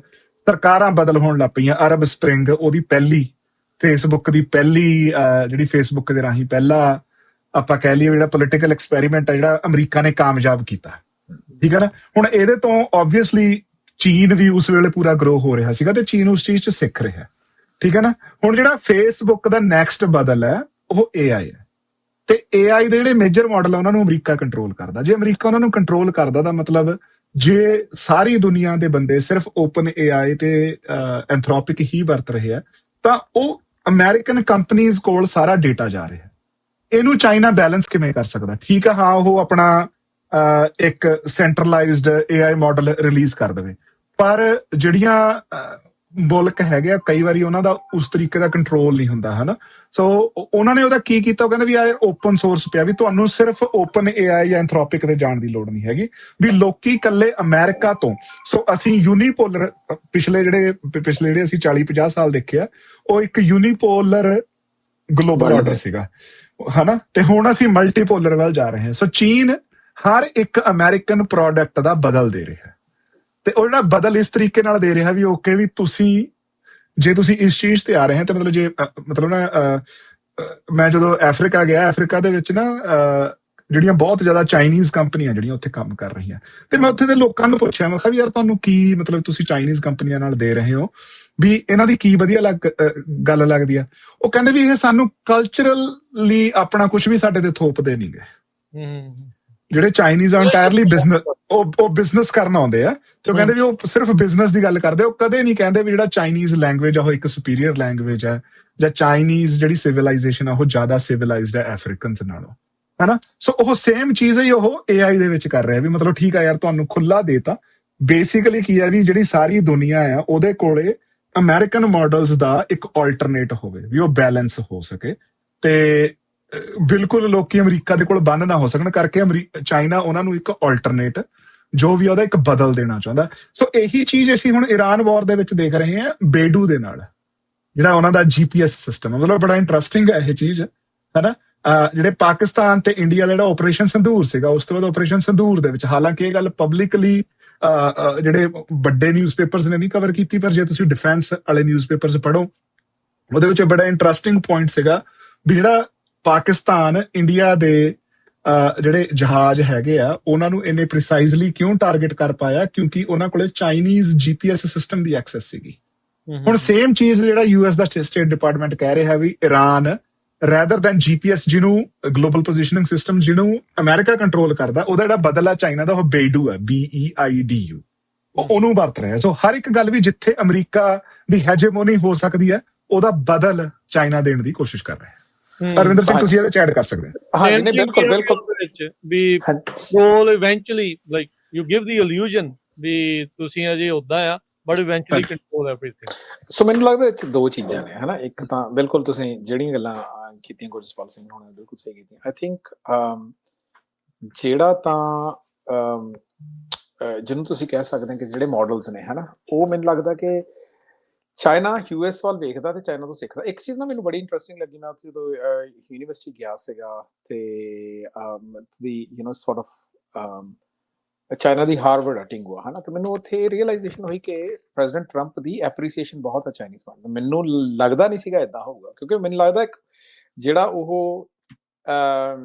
ਉਹਨੂੰ ਥਿਊਰੀ ਆਫ ਮੀਨ ਕਹਿੰਦੇ ਆ, ਕਿ ਮਤਲਬ ਜਿਹੜੇ ਚਾਈਨੀਜ਼ ਆ ਦੇ ਵਿਲ ਨਾਟ, ਉਹਨਾਂ ਦੇ ਵਿੱਚ ਟੈਂਡੈਂਸੀ ਇਹ ਆ ਕਿ they will pick up something ਤੇ ਉਹਨੂੰ ਡੀਕੋਡ ਕਰਕੇ ਉਹਦਾ ਵਰਜ਼ਨ ਬਣਾ ਲੈਣਗੇ, ਪਰ ਉਹ ਨਵੀਆਂ ਜਗ੍ਹਾ ਦੇ ਉੱਤੇ ਵੈਂਚਰ ਕਰਨ ਤੋਂ I think that is sort of psychology ਦੇ ਹੀ ਇੱਕ ਪਾਰਟ ਹੈ, ਹਨਾ, ਮਤਲਬ ਉੱਥੇ। ਸੋ ਆਈ ਥਿੰਕ ਦੂਸਰੀ ਗੱਲ ਇਹ ਹੈ ਕਿ ਜਦੋਂ ਇਹਨਾਂ ਨੇ ਚਾਈਨੀਜ਼ ਨੇ ਐਕਸਪੈਰੀਮੈਂਟ ਕੀਤਾ, ਉਹਨਾਂ ਨੂੰ ਆਪਣੀ ਲਿਮਿਟੇਸ਼ਨ ਦੀ ਬਹੁਤ ਜ਼ਿਆਦਾ ਅਵੇਅਰਨੈਸ ਆ। ਫੋਰ ਐਗਜ਼ਾਮਪਲ ਸੋਸ਼ਲ ਮੀਡੀਆ ਜਦੋਂ US ਨੇ ਲਾਂਚ ਕੀਤੇ ਹੈਗੇ ਆ, ਜਿਹਦੇ ਵਿੱਚ ਫੇਸਬੁੱਕ ਤੇ ਟਵਿੱਟਰ ਸੀਗਾ, ਜਿਹਦਾ, ਹਨਾ, ਤੇ ਉਹਦੇ ਨਾਲ ਕਾਫੀ ਹੱਦ ਤੱਕ ਜਿਵੇਂ ਗੁਰਸਪਾਲ ਨੇ ਕਿਹਾ ਕਿ Arab spring was an experiment ਜਿਹੜਾ ਸਕਸੈਸਫੁਲੀ ਐਗਜ਼ੀਕਿਊਟ ਹੋਇਆ, social media played a lot part in it. ਤੇ ਤੁਸੀਂ ਜੇ ਵੇਖੋ ਤੇ ਚਾਈਨਾ ਨੇ ਉਹਦਾ ਬਦਲ ਟਿਕਟੌਕ ਕੱਢਿਆ, ਠੀਕ ਹੈ। ਮੈਂ ਇੱਕ ਪੁਆਇੰਟ ਤੇ ਇਹ ਕਹਿੰਦਾ ਸੀਗਾ ਕਿ ਪੰਜਾਬ ਦੇ ਆਮ ਲੋਕ ਕਿੱਥੇ ਤੱਕ ਜਾਂਦੇ ਆ, ਕੀ ਖਾਂਦੇ ਆ, ਕਿਵੇਂ ਸੋਚਦੇ ਆ, ਇਹ ਉਹਨਾਂ ਦੇ ਲਾਈਫ ਪੈਟਰਨਸ ਕੀ ਨੇ, ਉਹਨਾਂ ਦੇ ਥਾਟ ਪੈਟਰਨਸ ਕੀ ਨੇ, ਇਹਦੀ ਇਨਫੋਰਮੇਸ਼ਨ ਇੱਕ ਕੰਪਨੀ ਕੋਲੇ, ਇੱਕ ਚਾਈਨੀਜ਼ ਕੰਪਨੀ ਕੋਲੇ ਕਿਤੇ ਵੱਧ ਆ ਰੈਦਰ ਦੈਨ ਦ ਗਵਰਨਮੈਂਟ, ਹਨਾ। At that one point of time ਇਹਦੀ ਇੰਨੀ ਅਡੋਪਸ਼ਨ ਸੀਗੀ, ਇੰਨੀ ਵਾਇਰਲਿਟੀ ਸੀਗੀ। ਸੋ ਜਿਹੜਾ ਇੰਨਾ ਤਗੜਾ ਝਗੜਾ ਤੁਸੀਂ ਵੇਖਿਆ ਜਦੋਂ US ਨੇ ਕਿਹਾ ਕਿ ਨਹੀਂ ਤੁਹਾਨੂੰ ਵੇਚਣਾ ਹੀ ਪੈਣਾ ਆ, ਹਨਾ, ਇੰਡੀਆ ਨੇ ਟਿਕਟੌਕ ਨੂੰ ਬੈਨ ਕਰਤਾ ਸੀਗਾ, ਉਹ ਇਹੀ ਪਲੇ ਸੀਗਾ, ਠੀਕ ਹੈ ਜੀ, ਉਹ ਇਨਫੋਰਮੇਸ਼ਨ ਨੂੰ capture. So I think Chinese understand ਕਿ ਜਿਹੜਾ ਇੰਟਰਨੈਟ ਦਾ ਕੋਆਰਡੀਨੇਸ਼ਨ ਸਿਸਟਮ ਆ, ਉਹਦੇ ਵਿੱਚ ਸੈਂਟਰਲਾਈਜੇਸ਼ਨ ਦੇ ਵਿੱਚ ਉਹ ਕੁਝ ਨਹੀਂ ਕਰ ਪਾਉਣਗੇ ਕਦੇ ਵੀ, ਠੀਕ ਆ। ਹੁਣ ਜਿਹੜੇ ਅਸੀਂ ਲਾਰਜ ਲੈਂਗੁਏਜ ਮਾਡਲਸ ਵੀ ਕਹਿ ਲਈਏ, ਆਪਾਂ ਕਹਿ ਦਿੰਦੇ ਹਾਂ ਕਿ ਉਹ ਸਿਰਫ ਇਨਫੋਰਮੇਸ਼ਨ ਦਾ ਘਰ ਨਹੀਂ ਹੈ, ਜਿਵੇਂ ਇੰਟਰਨੈਟ ਹੈ, ਉਹ ਆਪਣੇ ਆਪ ਦੇ ਵਿੱਚ ਬਾਇਸ ਤੇ ਟ੍ਰੇਨਿੰਗ ਦਾ ਵੀ ਘਰ ਨੇ, ਠੀਕ ਹੈ ਜੀ। ਹਰੇਕ ਮਾਡਲ ਜਿਹੜਾ ਉਹ ਆਪਣੇ ਆਪ ਦੇ ਵਿੱਚ ਬਾਇਸ ਆ। ਫੋਰ ਐਗਜ਼ਾਮਪਲ ਤੁਸੀਂ ਵੱਖਰੇ ਰਿਲੀਜਨਸ ਦੇ ਬਾਰੇ ਸੇਮ ਹੀ ਮਾਡਲ ਕੋ ਸੇਮ ਕੁਐਸਚਨ ਪੁੱਛ ਕੇ ਵੇਖ ਲਓ, ਤਾਂ ਰਿਲੀਜਨਸ ਦਾ ਨਾਮ ਚੇਂਜ ਕਰ ਲਓ, ਉਹਨਾਂ ਦੇ ਓਪੀਨੀਅਨ ਇੰਨੇ ਡਾਈਵਰਸ ਡਿਫਰੈਂਟ ਹੋਣਗੇ ਬੇਸਡ ਔਨ ਕਿਹੜੇ ਰਿਲੀਜਨ ਦੇ ਉੱਤੇ ਓਪੀਨੀਅਨ ਦੇ ਰਹੇ ਨੇ। ਠੀਕ ਹੈ, ਸੋ ਮੈਂ ਇਹ ਕਹੂੰਗਾ ਕਿ ਜਿਹੜਾ ਡੀਸੈਂਟਰਲਾਈਜ਼ਡ ਮਾਡਲ ਚਾਈਨਾ ਕੱਢ ਰਿਹਾ, ਕਿਉਂਕਿ ਉਹ ਆਪਣੀਆਂ ਲਿਮਿਟੇਸ਼ਨਸ ਨੂੰ ਅੰਡਰਸਟੈਂਡ ਕਰਕੇ ਕਿ ਉਹ ਇੰਟਰਨੈਟ ਦੇ ਵਿੱਚ ਸੈਂਟਰਲਾਈਜ਼ਡ ਮਾਡਲ ਉਹਦੀ ਸਟਰੈਂਥ ਨਹੀਂ ਹੈਗੇ, ਤੇ ਆਈ ਥਿੰਕ ਉਹਦੇ ਕਰਕੇ ਜਿਹੜੀ ਇਨਵੈਸਟਮੈਂਟ ਹੈ ਉਹ ਡੀਸੈਂਟਰਲਾਈਜ਼ਡ ਮਾਡਲਸ ਦੇ ਵਿੱਚ ਹੋ ਰਹੀ ਆ। ਪਰ ਨਾਲ ਦੇ ਨਾਲ ਮੈਂ ਇਹ ਵੀ ਕਹੂੰਗਾ ਜਿਹੜੀ ਡਾਟਾ ਸੈਂਟਰ ਵਾਲੀ ਸਪੇਸ ਹੈ ਇਹ ਭਖ ਰਹੀ ਆ, ਤੇ ਜਿੱਦਾਂ ਤੁਸੀਂ ਸਪੇਸ ਹੋਣੇ ਜਿਵੇਂ XAI ਆ, ਉਹਦੀ ਵੀ ਇੰਨੀ ਵੈਲਿਊਏਸ਼ਨ ਇਸ ਕਰਕੇ ਜਾ ਰਹੀ ਹੈ ਕਿਉਂਕਿ it is promising to be a company ਜਿਹੜੀ ਸਿਰਫ ਜੀਓਗ੍ਰਾਫਿਕ ਬਾਉਂਡਰੀਜ਼ ਤੋਂ ਬਾਹਰ ਡਾਟਾ ਸੈਂਟਰਸ ਨੂੰ ਲੈ ਜਾਊਗੀ। ਸੋ ਜਿਹਦੇ ਵਿੱਚ ਜੇ ਡਾਟਾ ਸੈਂਟਰ ਲੋਕਲ ਨਹੀਂ ਵੀ ਹੈਗੇ, ਡੇਟਾ ਬੀਮ ਹੋਣ ਲੱਗ ਪਿਆ, ISPs ਨੂੰ ਬਾਹਰ ਕੱਢਦੀ। ਸੋ ਇਹ ਸਾਰੀ ਜਿਹੜੀ ਗੇਮ ਆ ਇਹ ਭਖ ਰਹੀ ਹੈ। ਇਹਦੇ ਵਿੱਚ ਦੋ ਹੀ ਮੇਨ ਪਲੇਅਰ ਖੇਡ ਰਹੇ ਨੇ, ਜਿਹਦੇ ਵਿੱਚ US ਤੇ ਚਾਈਨਾ ਪ੍ਰਾਇਮਰੀ ਨੇ, ਬਾਕੀ ਸਾਰੇ ਸਬਆਰਡੀਨੇਟਡ ਰੋਲ ਦੇ ਵਿੱਚ ਪਲੇ ਕਰ ਰਹੇ ਨੇ। ਬਾਕੀ ਸਾਰਿਆਂ ਨੇ ਅਡਾਪਟ ਕਰਨਾ ਹੈ ਉਹਨਾਂ ਨੂੰ, ਪਿੱਛੇ ਉਹਨਾਂ ਦੇ ਨਾਲ ਜਿਹੜਾ ਉਹ ਇਸ ਦੇ ਵਿੱਚ ਜਿਹੜਾ ਉਹ ਲਿਖਣਾ। ਜਿਹੜੀ ਸਵਿਟਜ਼ਰਲੈਂਡ ਵਾਲੀ ਗੱਲ ਕੀਤੀ ਸੀਗੀ ਵੀ ਜਿਹੜੀ ਕਰੰਸੀ ਆ ਡੀਸੈਂਟਰਲਾਈਜ਼, ਵੀ ਹਾਂ ਜਿਹੜੀ ਫਿਜ਼ੀਕਲ ਕਰੰਸੀ ਆ ਉਸ ਨੂੰ ਬਰਕਰਾਰ ਜਿਹੜਾ ਉਹ ਰੱਖਣਾ ਆ। ਅੱਜ ਦੇ ਜ਼ਮਾਨੇ ਦੇ ਵਿੱਚ ਜਿੰਨੇ ਵੀ ਲੋਕ ਆ ਹੁਣ, ਕਿਉਂਕਿ ਜਿੱਦਾਂ ਆਪਾਂ ਕਹਿ ਰਹੇ ਵੀ ਦੁਨੀਆ ਇੱਕ ਸਬਸਕ੍ਰਿਪਸ਼ਨ ਮਾਡਲ ਦੇ ਵੱਲ ਨੂੰ ਹੀ ਹਰ ਇੱਕ ਪਾਸੇ ਜਿਹੜੀ ਉਹ ਵੱਧ ਰਹੀ ਆ।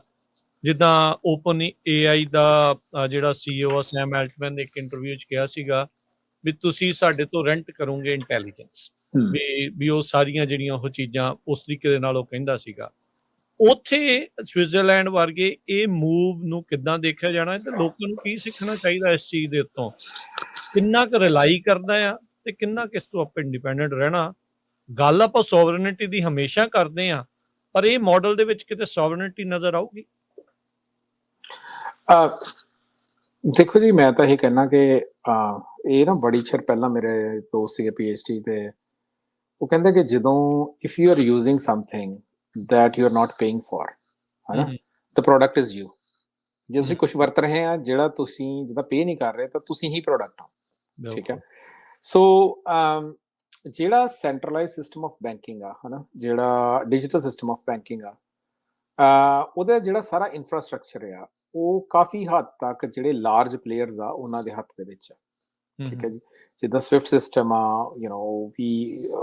ਉਹਦੀ ਵੀ ਕੋਆਰਡੀਨੇਸ਼ਨ ਗਲੋਬਲ ਲੈਵਲ ਤੇ ਹੁੰਦੀ ਹੈ, ਬਟ ਉਹ ਹੌਲੀ ਹੌਲੀ ਇਹ ਜਿਹੜੀ ਪਾਵਰ ਜਿਹੜੀ ਆ ਸੈਂਟਰਲਾਈਜ਼ ਹੋ ਰਹੀ ਹੈ। ਸਵਿਟਜ਼ਰਲੈਂਡ ਵਰਗੀ ਕੰਟਰੀਜ਼ ਇੰਟਰਸਟਿੰਗ ਨੇ ਬਿਕਾਜ਼ ਸਵਿਟਜ਼ਰਲੈਂਡ ਦੇ ਵਿੱਚ ਜਿਹੜਾ ਫੈਡਰਲ ਸਟਰਕਚਰ ਆ, ਜਦੋਂ ਮੈਂ ਗਿਆ ਮੈਂ ਰੀਅਲਾਈਜ਼ ਕੀਤਾ ਫੈਡਰਲ ਸਟਰਕਚਰ ਉਹ ਬਹੁਤ ਯੂਨੀਕ ਆ। ਉਹਦੇ ਵਿੱਚ ਜਿਹੜੇ ਜਿਹਨਾਂ ਨੂੰ ਉੱਥੇ ਡਿਸਟ੍ਰਿਕਟਸ ਨੇ ਜਿਹਨਾਂ ਨੂੰ ਕੁਛ ਹੋਰ ਕਹਿੰਦੇ ਆ, ਬਟ ਉਹ ਵੀ ਜਿਹੜੇ ਲਾਜ਼ ਵੀ ਬਣਦੇ ਆ ਉਹ ਉਹਨਾਂ ਛੋਟੇ ਜਿਹੜੇ ਪ੍ਰੀਫੈਕਚਰਸ ਕਹਿੰਦੇ, ਸ਼ਾਇਦ ਉਹ ਪ੍ਰੀਫੈਕਚਰਸ ਦੀ ਆਪਸ ਦੇ ਵਿੱਚ ਕੋਆਰਡੀਨੇਸ਼ਨ ਦੇ ਨਾਲ ਲਾਜ਼ ਬਣਦੇ ਆ। ਸੋ ਕਹਿੰਦੇ ਵੀ ਸਵਿਟਜ਼ਰਲੈਂਡ ਦੇ ਵਿੱਚ ਕੋਈ ਲਾਅ ਪਾਸ ਹੋਣਾ ਹੋਏ ਤੇ ਉਹ ਬੜਾ ਔਖਾ ਹੈ। ਪਰ ਕਰੰਸੀ ਦੇ ਦੁਆਲੇ ਜਿਹੜਾ ਲਾਅ ਸੀਗਾ 73% ਆਫ ਲੋਕਾਂ ਨੇ ਉਹ ਵੋਟ ਕੀਤਾ ਕਿ they want to keep their currency, their local currency.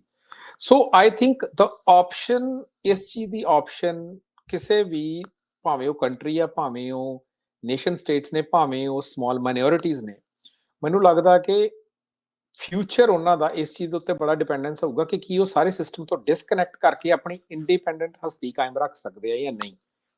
ਜੇ ਅਸੀਂ ਵੈਸਟਰਨ ਮਾਡਲ ਤੁਸੀਂ ਵੇਖੀਏ, ਉਹਦੇ ਵਿੱਚ ਸੈਂਟਰਲਾਈਜੇਸ਼ਨ ਦੇ ਨਾਲ ਹੀ ਜਿਹਨੂੰ ਤੁਸੀਂ ਕਹਿ ਸਕਦੇ ਆ ਕਿ ਜਿਹੜੀਆਂ ਐਡਵਾਂਟੇਜਸ ਮਿਲਦੀਆਂ ਨੇ, ਜਿਹਦੇ ਵਿੱਚ ਇੱਕ ਕੰਪਨੀਜ਼ ਬਹੁਤ ਜ਼ਿਆਦਾ ਲੋਕਾਂ ਨੂੰ ਸੈੱਲ ਕਰ ਸਕਦੀ ਆ, ਉਹ ਸੈਂਟਰਲਾਈਜੇਸ਼ਨ ਮਾਡਲ 'ਚ ਹੀ ਵਰਕ ਕਰਦੀ ਆ। ਠੀਕ ਹੈ, ਸੋ ਆਈ ਥਿੰਕ ਜਿਹੜਾ ਡੀਸੈਂਟਰਲਾਈਜ਼ ਸਿਸਟਮ ਆ ਉਹ ਜਿਹੜੀਆਂ ਤੇ ਕੰਟਰੀਜ਼ ਸੋਵਰਨ ਆਈਡੀਆਜ਼ ਨੂੰ, ਫੈਡਰਲ ਸਟਰਕਚਰਸ ਨੂੰ ਪ੍ਰਾਇਮਰੀ ਮੂਹਰੇ ਰੱਖ ਕੇ ਸੋਚ ਰਹੀ ਆ, ਉਹ ਤਾਂ ਇਹਨਾਂ ਚੀਜ਼ਾਂ ਦੇ ਬਾਰੇ ਬਹੁਤ ਜ਼ਿਆਦਾ ਅਵੇਅਰ ਨੇ। ਪਰ ਜਿਹੜੀਆਂ ਕੰਟਰੀਜ਼ ਸਿਰਫ ਡਿਵੈਲਪਮੈਂਟ ਨੂੰ ਵੀ ਅਸੀਂ GDP 'ਚ ਅੱਗੇ ਲੰਘ ਜਾਈਏ, ਇਸ ਚੀਜ਼ਾਂ ਨੂੰ ਵੇਖ ਰਹੇ ਨੇ, ਉਹਨਾਂ ਦੇ ਲਈ ਮੈਨੂੰ ਲੱਗਦਾ ਵੀ ਸੋਵਰੈਨਿਟੀ ਵਾਲਾ ਸਾਈਡ ਆਈਡੀਆ ਪਿੱਛੇ ਹੋਇਆ, ਜਾਂ ਮੈਨੂੰ ਲੱਗਦਾ ਉਹਨੇ ਤਰੀਕੇ ਨਾਲ ਸੋਚ ਹੀ ਨਹੀਂ ਰਹੇ ਕਿਉਂਕਿ ਉਹ ਟ੍ਰੇਨਡ ਹੀ ਨਹੀਂ ਹੈਗੇ ਉਸ ਤਰੀਕੇ ਨਾਲ ਸੋਚਣ ਦੇ। ਤੇ ਜਿਹੜੀਆਂ ਲਾਰਜ ਸਕੇਲ ਜਿਵੇਂ US ਵਰਗੀਆਂ, US ਦੇ ਵਿੱਚ ਵੀ ਕਾਫੀ ਹੱਦ ਤੱਕ ਫੈਡਰਲ ਸਟਰਕਚਰ ਸੀਗਾ ਜਾਂ ਹੈਗਾ ਆ, ਪਰ ਉਹ ਲਾਰਜਰ ਪਲੇਅਰ ਨੇ, ਹਨਾ, they are the bigger player, ਹਨਾ। ਸੋ ਉਹਦੇ ਵਿੱਚ they are the players that R building this infrastructure. So I think ਜਦੋਂ ਵੀ ਤੁਸੀਂ ਦੇਖਣਾ ਕਿ ਕਿਹੜੀ ਕੰਟਰੀ ਕੀ ਪੋਜੀਸ਼ਨ ਲੈ ਰਹੀ ਆ, ਉਹ ਤੁਹਾਨੂੰ ਇਹ ਵੀ ਵੇਖਣਾ ਪਊਗਾ ਕਿ ਸਾਰੀ ਚੇਂਜ ਦੇ ਵਿੱਚ ਉਹਦਾ ਰੋਲ ਕੀ ਆ, ਤੇ ਰੋਲ ਦੇ ਹਿਸਾਬ ਨਾਲ ਉਹਦੀਆਂ ਪਾਲਿਸੀਜ਼ ਜਿਹੜੀਆਂ ਚੇਂਜ ਹੋ ਰਹੀਆਂ। ਮੈਂ ਇੱਕ ਲਾਸਟ ਪੁਆਇੰਟ ਦੇਵਾਂਗਾ, ਜਿਵੇਂ ਕੈਨੇਡਾ ਦੇ ਵਿੱਚ ਤੇ ਆਸਟ੍ਰੇਲੀਆ 'ਚ ਆਲਰੇਡੀ ਹੋ ਗਿਆ, ਕੈਨੇਡਾ ਦੇ ਵਿੱਚ ਡਿਸਕਸ਼ਨ ਹੋ ਰਹੀ ਆ ਕਿ ਜਿਹੜੇ ਬੱਚੇ ਨੇ 16 ਸਾਲ ਤੋਂ ਥੱਲੇ ਨੇ, ਉਹਨਾਂ ਦੀ ਸੋਸ਼ਲ ਮੀਡੀਆ ਦੀ ਯੂਸੇਜ ਜਿਹੜੀ ਆ ਉਹ ਬੈਨ ਹੋਣੀ ਚਾਹੀਦੀ ਆ। ਆਈ ਥਿੰਕ ਆਈ ਸੌ ਕਿ ਜਿਹੜੇ ਆਈ ਥਿੰਕ ਇਵਨ ਸ਼ਾਇਦ ਪ੍ਰੈਜ਼ੀਡੈਂਟ ਟਰੰਪ ਨੇ ਵੀ ਇਹਦੇ ਬਾਰੇ ਕਮੈਂਟਰੀ ਕੀਤੀ ਆ ਐਂਡ ਆਈ ਥਿੰਕ ਇਸ ਚੀਜ਼ ਦੀ ਓਪੋਜੀਸ਼ਨ ਦੀ ਕਿ they don't want this to be banned, ਕਿਉਂਕਿ ਜਿਹੜੀ ਲਾਰਜ ਸਕੇਲ ਜਿਹਨੂੰ ਤੁਸੀਂ ਕਹਿ ਸਕਦੇ ਆ ਕਿ ਜਿਹੜੀ ਇੰਡਸਟਰੀ ਆ ਉਹ ਇਸ ਡੈਮੋਗ੍ਰਾਫਿਕ ਨੂੰ ਅਫੈਕਟ ਕਰਨ, ਵੇਚਣ, ਇਸ ਸਾਰੇ ਸਿਸਟਮ ਦੇ ਦੁਆਲੇ ਚੱਲਦੀ ਹੈ। ਸੋ ਸਾਰੀਆਂ ਕੰਟਰੀਜ਼ ਦਾ ਜਿਹੜੀ ਸਿਚੁਏਸ਼ਨ ਆ ਉਹ ਇਸ ਚੀਜ਼ ਤੇ ਡਿਪੈਂਡ ਕਰ ਰਹੀ, ਉਹਨਾਂ ਦਾ ਆਊਟਲੁੱਕ ਇਸ ਚੀਜ਼ ਤੇ ਡਿਪੈਂਡ ਕਰ ਰਿਹਾ ਕਿ ਉਹ ਕਿਸ ਪੁਆਇੰਟ ਉਹ ਇਹਨੂੰ ਕਿਵੇਂ ਪਲੇ ਕਰ ਰਹੇ ਨੇ, what is their position in this whole change।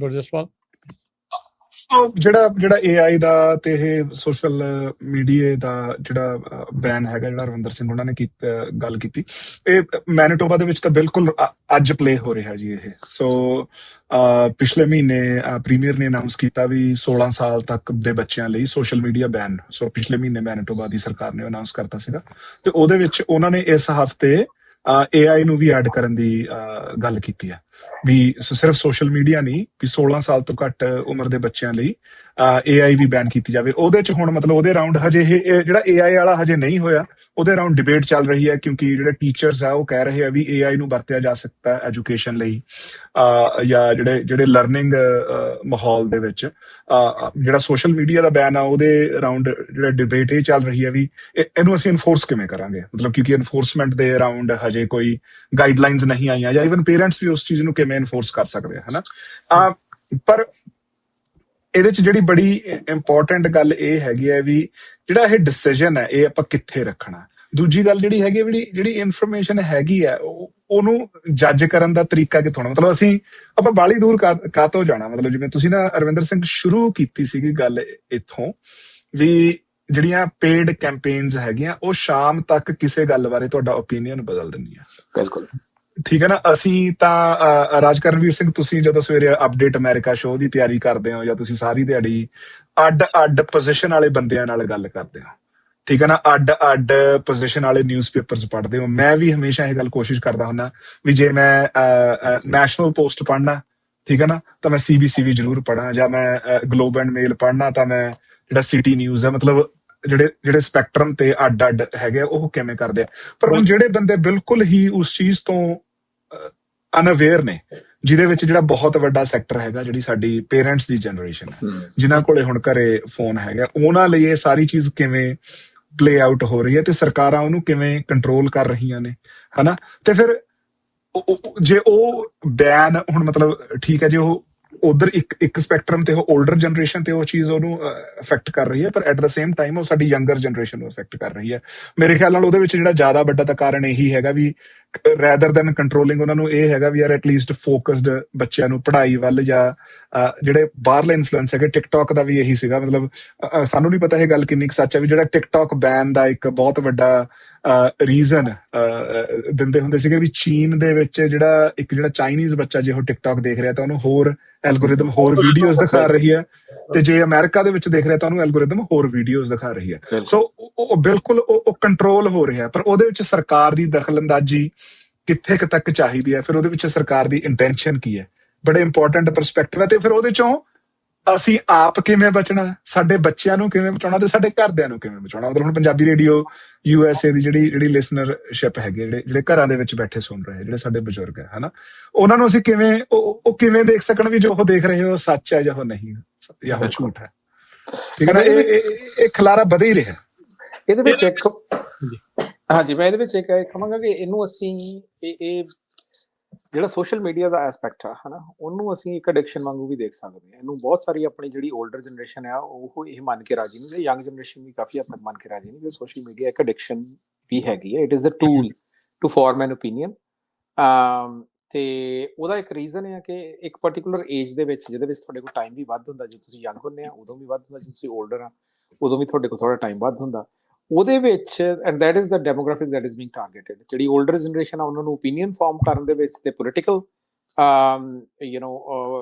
Idea formation ਦੇ ਵਿੱਚ, ਤੇ ਜਿਹੜੀ ਯੰਗ ਆ ਉਹਨਾਂ ਨੂੰ to get into addiction of brands and companies. As a matter of fact, Trump administration ਨੇ UK ਨੇ ਇਹ ਬੈਨ ਹੁਣੇ ਟੀਨ ਅਨਾਉਂਸ ਕੀਤਾ ਸੀਗਾ, ਐਂਡ ਟਰੰਪ ਐਡਮਿਨਿਸਟ੍ਰੇਸ਼ਨ ਦੀ ਪਰਸੋਂ ਦੀ ਰਿਕਮੈਂਡੇਸ਼ਨ ਸੀ UK ਨੂੰ ਕਿ ਤੁਸੀਂ ਇਹ ਬੈਨ ਨਾ ਕਰੋ, ਵੀ ਨਹੀਂ ਇਹ ਰੀਜ਼ਨ ਇਹਦੇ ਤੱਕ ਡਿਸਪ੍ਰੋਪੋਰਸ਼ਨੇਟ ਐਫਰਟ ਹੋਊਗਾ ਅਮਰੀਕਨ ਕੰਪਨੀਜ਼ ਦੇ ਉੱਤੇ ਇਹ ਕਰਨ ਦਾ। ਸੋ ਮੈਨੂੰ ਲੱਗਦਾ ਕਿ ਸੋ ਸਾਰੀਆਂ ਗੱਲਾਂ ਨੂੰ ਜੇ ਅਸੀਂ ਕੱਢਣਾ ਹੋਏ ਤਾਂ ਇਹ ਸਾਰੇ ਦੇ ਵਿੱਚ ਜਿਹੜੀ ਆਪਣੀਆਂ ਕਮਿਊਨਿਟੀਜ਼ ਨੇ, ਜਿਹੜੀਆਂ ਜਿਹਨੂੰ ਤੁਸੀਂ ਕਹਿ ਸਕਦੇ ਆ ਕਿ ਇੱਕ ਹਿਸਾਬ ਨਾਲ stateless minority communities who have their own way of living, ਹੈ ਨਾ, ਉਹਨਾਂ ਦੇ ਲਈ ਇਹ ਟ੍ਰਾਂਸਲੇਟ ਕਿੱਦਾਂ ਹੁੰਦਾ ਹੈ, ਉਹਨਾਂ ਦਾ ਵੇ ਆਫ ਲਿਵਿੰਗ ਕਿੱਦਾਂ ਪ੍ਰੀਜ਼ਰਵ ਕਰਨੀ ਹੈ ਫਿਰ। ਐਬਸੋਲੂਟਲੀ। ਸੋ ਆਈ ਥਿੰਕ ਉਹਦੇ ਵਿੱਚ ਜਿਹੜਾ ਸਭ ਤੋਂ ਵੱਡਾ ਮੈਨੂੰ ਲੱਗਦਾ ਕਿ ਜਿਹੜਾ ਤਰੀਕਾ ਹੈਗਾ ਉਹ ਤਾਂ ਤਰੀਕਾ ਇਹੀ ਆ ਕਿ ਜਿਹੜੀ ਤੁਸੀਂ ਇਹ ਵਰਚੁਅਲ ਵਰਲਡ ਆ ਉਹਦੇ ਤੋਂ ਤੁਸੀਂ ਵਰਚੁਅਲ ਵਰਲਡ 'ਚ ਜਾ ਰਹੇ ਆ ਤਾਂ ਤੁਸੀਂ ਇੱਕ ਪਰਟੀਕੂਲਰ ਰੀਜ਼ਨ ਦੇ ਲਈ ਜਾ ਰਹੇ ਹੋ। ਵਰਚੁਅਲ ਵਰਲਡ ਤੁਹਾਡੇ ਆਮ ਟਾਈਮ ਕਟਾਉਣ ਦੀ ਜਗ੍ਹਾ ਨਾ ਹੋਵੇ। ਉਹੀ ਕਿਉਂਕਿ ਆਪਣੇ ਦੇ ਵਿੱਚ ਆਪਣੀ ਥਿਓਲੋਜੀ ਦੇ ਵਿੱਚ ਵੀ, ਆਪਣੇ ਕਲਚਰ ਦੇ ਵਿੱਚ ਵੀ ਸੰਗਤ ਤੇ ਸੱਥ ਦੀ ਬੜੀ ਵੱਡੀ ਪ੍ਰਥਾ ਆ, ਠੀਕ ਹੈ ਜੀ। ਸੋ ਹੁਣ ਜਦੋਂ ਅਸੀਂ ਇਹਨਾਂ ਕੰਟਰੀਜ਼ ਦੇ ਵਿੱਚ ਆ ਗਏ ਹੋਏ ਆ ਜਿੱਥੇ ਵਰਕ ਦਾ ਜ਼ੋਰ ਬਹੁਤਾ ਆ ਤੇ ਸੋਸ਼ਲ ਆਈਸੋਲੇਸ਼ਨ ਬਾਈ ਡਿਫਾਲਟ ਆ, ਉਹਦੇ ਵਿੱਚ ਮੈਨੂੰ ਲੱਗਦਾ ਕਿ ਐਫਰਟ ਕਰਕੇ, ਹੈ ਨਾ, ਤੁਹਾਨੂੰ ਨਿੱਕੀਆਂ ਨਿੱਕੀਆਂ ਸੱਥਾਂ, ਨਿੱਕੇ ਨਿੱਕੇ এনवायरमेंट्स ਨਾ ਸਿਰਫ ਆਪਣੇ ਲਈ ਬਲਕਿ ਫੈਮਿਲੀਜ਼ ਦੇ ਲਈ ਵੀ ਇਹ ਬਣਾਉਣ ਦੀ ਬੜੀ ਲੋੜ ਆ। ਸਾਨੂੰ ਸਿੱਖਾਂ ਨੂੰ ਇਸ ਗੱਲ ਦੀ ਬੜੀ ਬਖਸ਼ਿਸ਼ ਆ ਫਰੈਂਕਲੀ ਬਾਕੀ ਕਮਿਊਨਿਟੀਜ਼ ਦੇ ਨਾਲੋਂ ਕਿ ਗੁਰਦੁਆਰਾ ਸਾਡੇ ਕੋਲੇ ਬਾਈ ਡਿਫਾਲਟ ਉਸ ਸੈਂਟਰਸ ਨੇ, ਉਹ ਸਪੇਸਿਸ ਹੈਗੀਆਂ ਨੇ। ਸੋ ਮੈਨੂੰ ਲੱਗਦਾ ਕਿ ਸਾਡੀ ਕਮਿਊਨਿਟੀਜ਼ ਦੇ ਵਿੱਚ ਇਹ ਜ਼ਰੂਰ ਹੋਣਾ ਚਾਹੀਦਾ। ਜ਼ਰੂਰੀ ਨਹੀਂ ਹੈ ਕਿ ਤੁਸੀਂ ਗੁਰਦੁਆਰੇ ਦੇ ਵਿੱਚ ਸਿਰਫ ਤੁਸੀਂ ਮੱਥਾ ਟੇਕਣ ਉਸ ਟਾਈਮ ਹੀ ਜਾ ਰਹੇ ਹੋ, ਸੰਡੇ ਨੂੰ ਜਾ ਰਹੇ ਹੋ। ਗੁਰਦੁਆਰੇ ਦੇ ਵਿੱਚ you should go and have just sit down, have conversation. ਤੁਸੀਂ ਕਨਵਰਸੇਸ਼ਨ ਕਰੋ, ਜਗ੍ਹਾ ਬਣਨੀਆਂ ਚਾਹੀਦੀਆਂ, ਕਿਉਂਕਿ ਅਸੀਂ ਉਸ ਦੇ ਵਿੱਚ ਵੱਡੇ ਪਲੇਅਰ ਨਹੀਂ ਹੈਗੇ ਇਸ ਸਾਰੇ ਸਿਸਟਮ ਦੇ ਵਿੱਚ। ਨਾ ਸਾਡੇ ਕੋਲ ਅੱਜ ਤੱਕ ਆਪਣਾ, ਜੇ ਸੋਚੀ ਜੇ ਆਪਣੇ ਕੋਲ ਆਪਣਾ ਸੋਸ਼ਲ ਨੈਟਵਰਕ ਵੀ ਨਹੀਂ ਹੈਗਾ। ਸੋ ਤੁਹਾਡੇ ਕੋਲੇ ਜਿਹੜੀ ਇਨਫੋਰਮੇਸ਼ਨ ਆ ਰਹੀ ਹੈ ਲਾਰਜ ਸਕੇਲ, ਭਾਵੇਂ ਉਹ ਲਾਰਜ ਲੈਂਗੁਏਜ ਮਾਡਲਸ ਤੋਂ ਆ ਰਹੀ ਹੈ, ਭਾਵੇਂ ਸੋਸ਼ਲ ਮੀਡੀਆ ਤੋਂ ਆ ਰਹੀ ਹੈ, ਉਹ ਕਮਿਊਨਿਟੀ ਦੇ ਕੰਟਰੋਲ ਦੇ ਵਿੱਚ ਨਹੀਂ ਹੈਗੀ। ਸੋ ਜੇ ਕਮਿਊਨਿਟੀ ਦੇ ਕੰਟਰੋਲ ਦੇ ਵਿੱਚ ਨਹੀਂ ਹੈਗੀ ਤਾਂ ਮੈਨੂੰ ਲੱਗਦਾ ਕਿ ਇਹ ਸਾਨੂੰ ਹੋਰ ਵੀ ਡਿਸਿਪਲਿਨਡ ਹੋਣ ਦੀ ਲੋੜ ਆ, ਜਿਹਦੇ ਵਿੱਚ ਸਾਨੂੰ ਫੈਮਿਲੀਜ਼ ਦੇ ਲੈਵਲ ਦੇ ਉੱਤੇ ਵੀ ਗਾਈਡਲਾਈਨਸ ਜਿਹੜੇ ਨੇ ਉਹ ਨਾਲੇ ਪ੍ਰੈਕਟਿਸ ਕਰਨ ਦੀ ਤੇ ਨਾਲੇ ਸ਼ੇਅਰ ਕਰਨ ਦੀ ਲੋੜ ਹੈ। ਸੋ ਮੈਨੂੰ ਲੱਗਦਾ being offline is one of ਕਿ ਜਦੋਂ ਵੀ ਤੁਸੀਂ ਇੱਥੇ ਜਾਓ, AI ਤੋਂ ਤੁਸੀਂ ਪਰੇ ਨਹੀਂ ਹੋ ਸਕਦੇ। ਮੈਨੂੰ ਲੱਗਦਾ ਜਿਹੜੀ ਚੇਂਜ ਹੈ ਟੈਕਨੋਲੋਜੀ ਤੋਂ ਸਦਾ ਹੀ ਆਉਂਦੀ ਹੈ ਤੇ ਉਹਦਾ ਫਾਇਦਾ ਲੈਣਾ ਵੀ ਚਾਹੀਦਾ, ਪਰ ਨਾਲ ਦੀ ਨਾਲ ਯੂ ਸ਼ੁੱਡ ਨਾਟ ਉਹ ਤੁਸੀਂ ਉਦੋਂ ਹੀ ਯੂਜ਼ ਕਰ ਰਹੇ ਹੋਗੇ ਜਦੋਂ ਤੁਹਾਨੂੰ ਲੋੜ ਦੇ ਲਈ ਤੁਸੀਂ ਉਹਦੇ ਵਿੱਚ ਜਾ ਰਹੇ ਹੋ ਤੇ ਬਾਕੀ ਟਾਈਮ ਨਹੀਂ। ਅੱਛਾ, ਇਹਦੇ ਵਿੱਚ ਮੈਂ ਸਾਰੀਆਂ ਚੀਜ਼ਾਂ ਰਵਿੰਦਰ ਸਿੰਘ ਗੁਰਜਸਪਾਲ ਸਿੰਘ ਇਹ ਸੋਚਦਾ ਹੁਣ ਜਿੱਦਾਂ ਅੰਡਰ 16 ਦੇ ਉੱਤੇ ਜਿਹੜਾ ਉਹ ਬੈਨ ਦੇ ਵਿਰੋਧਤਾ ਦੇ ਵਿੱਚ ਆਉਣਾ, ਜਾਂ ਜਿੱਦਾਂ ਆਪਾਂ ਆਪਣੇ ਮਾਪਿਆਂ ਦੀ ਉਮਰ ਦੇ ਲੋਕਾਂ ਦੀ ਜਿਹੜੀ ਗੱਲ ਕਰਦੇ ਆ, ਕਨਫੋਰਮਿਟੀ ਹੁੰਦੀ ਹੈ ਨਾ, ਓਪੀਨੀਅਨ ਕਨਫੋਰਮਿਟੀ, ਵੀ ਉਹ ਮਤਲਬ ਹੈ ਵੀ ਗਰੁੱਪ ਦੇ ਓਪੀਨੀਅਨ ਦੇ ਨਾਲ ਆਪਣੇ ਓਪੀਨੀਅਨ ਨੂੰ ਮਿਲਾ ਲੈਣਾ। ਸੋ ਇਸ ਸੋਸ਼ਲ ਮੀਡੀਆ, ਇਸ AI ਦੇ ਜ਼ਰੀਏ ਕੋਸ਼ਿਸ਼ ਇਹੀ ਆ ਇਹਨਾਂ ਸਾਰਿਆਂ ਦੀ ਵੀ ਕਨਫੋਰਮਿਟੀ ਜਿਹੜੀ ਇਹਨਾਂ ਸਾਰੇ ਏਜ ਗਰੁੱਪਸ ਦੀ ਜਿਹੜੀ ਉਹ ਬਣੇ, ਸਾਡੇ ਨਾਲ ਜਿਹੜੀ ਉਹ ਬਣੇ, ਜਿੱਦਾਂ ਸਰਕਾਰ ਚਾਹੁੰਦੀ ਆ, ਜਿੱਦਾਂ ਅਸੀਂ ਤੁਹਾਨੂੰ ਦੱਸਣਾ ਚਾਹੁੰਦੇ ਆ, ਉਹ ਚੀਜ਼ ਉਹ ਬਣੇ। ਸੋ ਇਸੇ ਲਈ ਯੰਗ ਮਾਈਂਡ ਦੇ ਉੱਤੇ ਕੰਟਰੋਲ ਕਰਨਾ ਸੌਖਾ ਆ। ਜੇ ਤਾਂ ਬਾਗੀ ਹੋਊਗਾ ਤਾਂ ਫਿਰ ਪੂਰਾ ਹੀ ਰਹੂਗਾ, ਤੇ ਜੇ ਉਹ ਪਹਿਲਾਂ ਕਨਫਰਮ ਕਰ ਲਿਆ ਉਹਨਾਂ ਨੇ ਦੈਨ ਇਟਸ ਈਜ਼ੀਅਰ।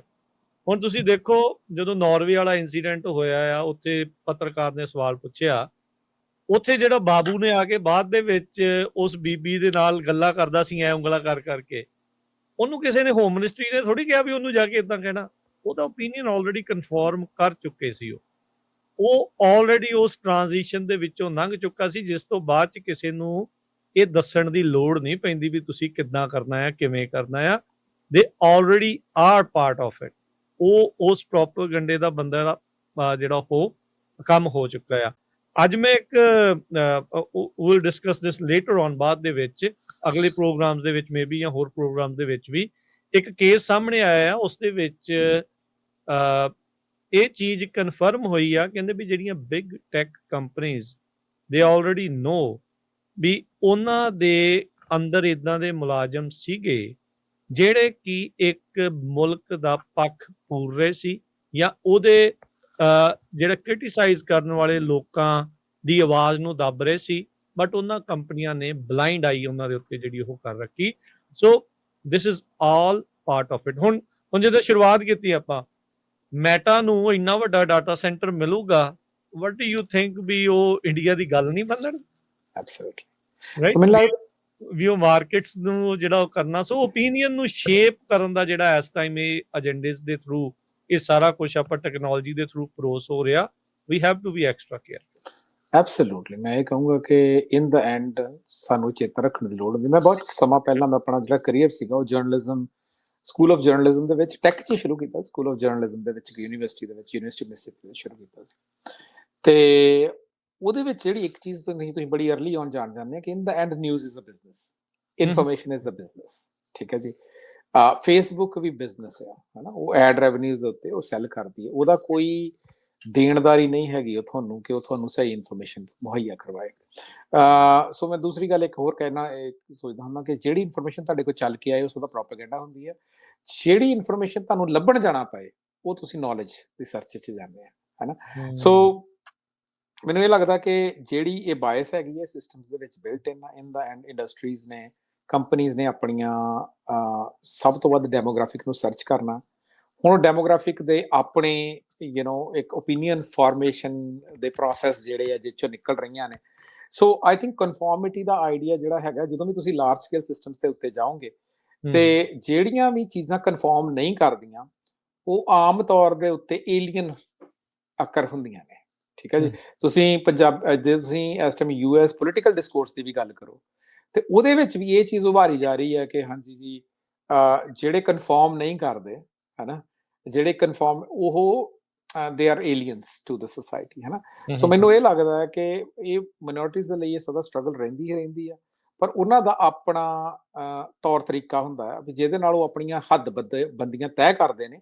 ਐਂਡ ਇਹ ਚੀਜ਼ ਬਹੁਤ ਇੰਪੋਰਟੈਂਟ ਹੈ actually. I think Rajkanveer it's good that ਹੁਣ ਜਿੱਦਾਂ ਇੱਥੇ ਕਮਿਊਨਿਟੀਜ਼ US ਦੇ ਵਿੱਚ ਕਮਿਊਨਿਟੀਜ਼ ਹੈਗੀਆਂ ਨੇ ਜਿਹੜੀਆਂ ਟੈਕਨੋਲੋਜੀ ਨੂੰ ਬਿਲਕੁਲ ਨਹੀਂ ਯੂਜ਼ ਕਰਦੀਆਂ, ਹੈ ਨਾ। ਐਂਡ ਉਹ ਆਪਣੇ ਹੀ ਤਰੀਕੇ ਨਾਲ ਪਿਛਲੇ 200 ਸਾਲ ਤੋਂ ਰਹਿ ਰਹੀਆਂ ਨੇ। ਮੈਂ ਇਹ ਕਹਿ ਰਿਹਾ ਕਿ ਸਿੱਖਾਂ ਨੂੰ ਉੱਦਾਂ ਰਹਿਣਾ ਚਾਹੀਦਾ, ਪਰ ਮੈਂ ਇਹ ਕਹਿ ਰਿਹਾ ਕਿ ਜੇ ਸਿੱਖ ਅਵੇਅਰ ਨਹੀਂ ਹੋ ਰਹੇ ਤੇ ਉਹਨਾਂ ਦੀ ਓਪੀਨੀਅਨ ਫਾਰਮੇਸ਼ਨ ਦੇ ਵਿੱਚ ਕਿੰਨਾ ਜ਼ਿਆਦਾ ਇਨਪੁਟ ਬੌਟਸ ਤੇ ਪ੍ਰੋਪੇਗੈਂਡੇ ਦਾ ਹੋ ਰਿਹਾ, ਉਹਦੇ ਬਾਰੇ ਤੁਸੀਂ ਡਿਸਕਸ਼ਨ ਹੁਣੇ ਹੁਣ ਇੱਕ ਜਿਹੜੀ ਫਿਲਮ ਰਿਲੀਜ਼ ਹੋਈ ਸੀ ਜਿਹੜੀ ਸ਼ਹੀਦਾਂ ਦੇ ਉੱਤੇ, ਉਹਦੇ ਵਿੱਚ ਜਿਹੜੀ ਇੱਕ ਧਿਰ ਸੀਗੀ ਉਹਦੇ ਬਾਰੇ ਗੱਲ ਥਿਓਲੋਜੀ ਦੇ ਪਰਸਪੈਕਟਿਵ ਤੋਂ ਕਰ ਰਹੀ ਸੀਗੀ, ਪਰ ਉਹਦੇ ਵਿੱਚ ਜਿਹੜੀ ਓਪੀਨੀਅਨ ਫਾਰਮੇਸ਼ਨ ਦੀ ਜਿਹੜੀ ਉਹ ਸੀਗੀ ਉਹ ਓਪੀਨੀਅਨ ਦੇ ਬੇਸ ਤੇ, ਇਮੋਸ਼ਨ ਦੇ ਬੇਸ ਤੇ ਉਹਨੂੰ ਮੋਰਫ ਕੀਤਾ ਜਾ ਰਿਹਾ ਸੀਗਾ। ਠੀਕ ਹੈ।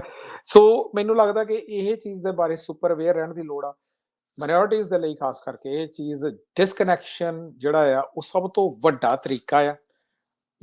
ਵਰਚੁਅਲ ਵਰਲਡ ਦੇ ਵਿੱਚੋਂ ਉਦੋਂ ਹੀ ਜਾਓ ਜਦੋਂ ਤੁਹਾਨੂੰ ਲੋੜ ਆ, ਬਾਕੀ ਟਾਈਮ ਉਹ ਤੋਂ ਡਿਸਕਨੈਕਟ ਹੋ ਕੇ ਆਪਣੀ ਕਮਿਊਨਿਟੀ 'ਚ ਇਨਵੋਲਵ ਹੋਵੋ, ਬੱਚਿਆਂ ਨਾਲ ਇਨਵੋਲਵ ਹੋਵੋ, ਆਪਣੇ ਬਾਕੀ ਹੋਰਾਂ ਦੇ ਨਾਲ ਇਨਵੋਲਵ ਹੋਵੋ। ਕਿਉਂਕਿ ਮੈਨੂੰ ਲੱਗਦਾ ਅਗਲੇ 5 ਤੋਂ 10 ਸਾਲ ਦਾ ਜਿਹੜਾ ਸਮਾਂ ਆ ਉਹਦੇ ਵਿੱਚ, ਕਿਉਂਕਿ ਇਕਨੋਮਿਕ ਡਾਊਨ ਟਰਨਸ ਆ ਰਹੇ ਨੇ ਤੇ ਇਕਨੋਮਿਕ ਡਾਊਨ ਟਰਨਸ ਦੇ ਨਾਲ ਪੋਲੀਟੀਕਲ ਹਨੇਰੀਆਂ ਬਹੁਤ ਚੱਲਦੀਆਂ ਹੁੰਦੀਆਂ। ਸੋ ਇਸ ਸਾਰੇ ਚੋਂ ਮੈਨੂੰ ਲੱਗਦਾ ਕਿ ਇਮੋਸ਼ਨ ਕੰਟਰੋਲ ਦੇ ਲਈ ਇਹ ਬਹੁਤ ਇੰਪੋਰਟੈਂਟ ਹੈ ਕਿ ਤੁਸੀਂ ਵਰਚੁਅਲ ਵਰਲਡ ਦੇ ਵਿੱਚੋਂ ਟਾਈਮਲੀ ਡਿਸਕਨੈਕਟ ਰਹਿ ਕੇ ਤੇ ਆਪਣਾ ਜਿਹੜੇ ਫਿਜ਼ੀਕਲ ਡੋਮੇਨ ਆ ਉਹਦੇ ਵਿੱਚ ਆਪਣੀ ਪ੍ਰੈਜ਼ੈਂਸ ਵਧਾਓ। ਜੀ ਗੁਰਜਸਪਾਲ, ਜਾਂਦੇ ਲਾਈਕ ਲਾਸਟ ਦੇ ਵਿੱਚ what do you want to add?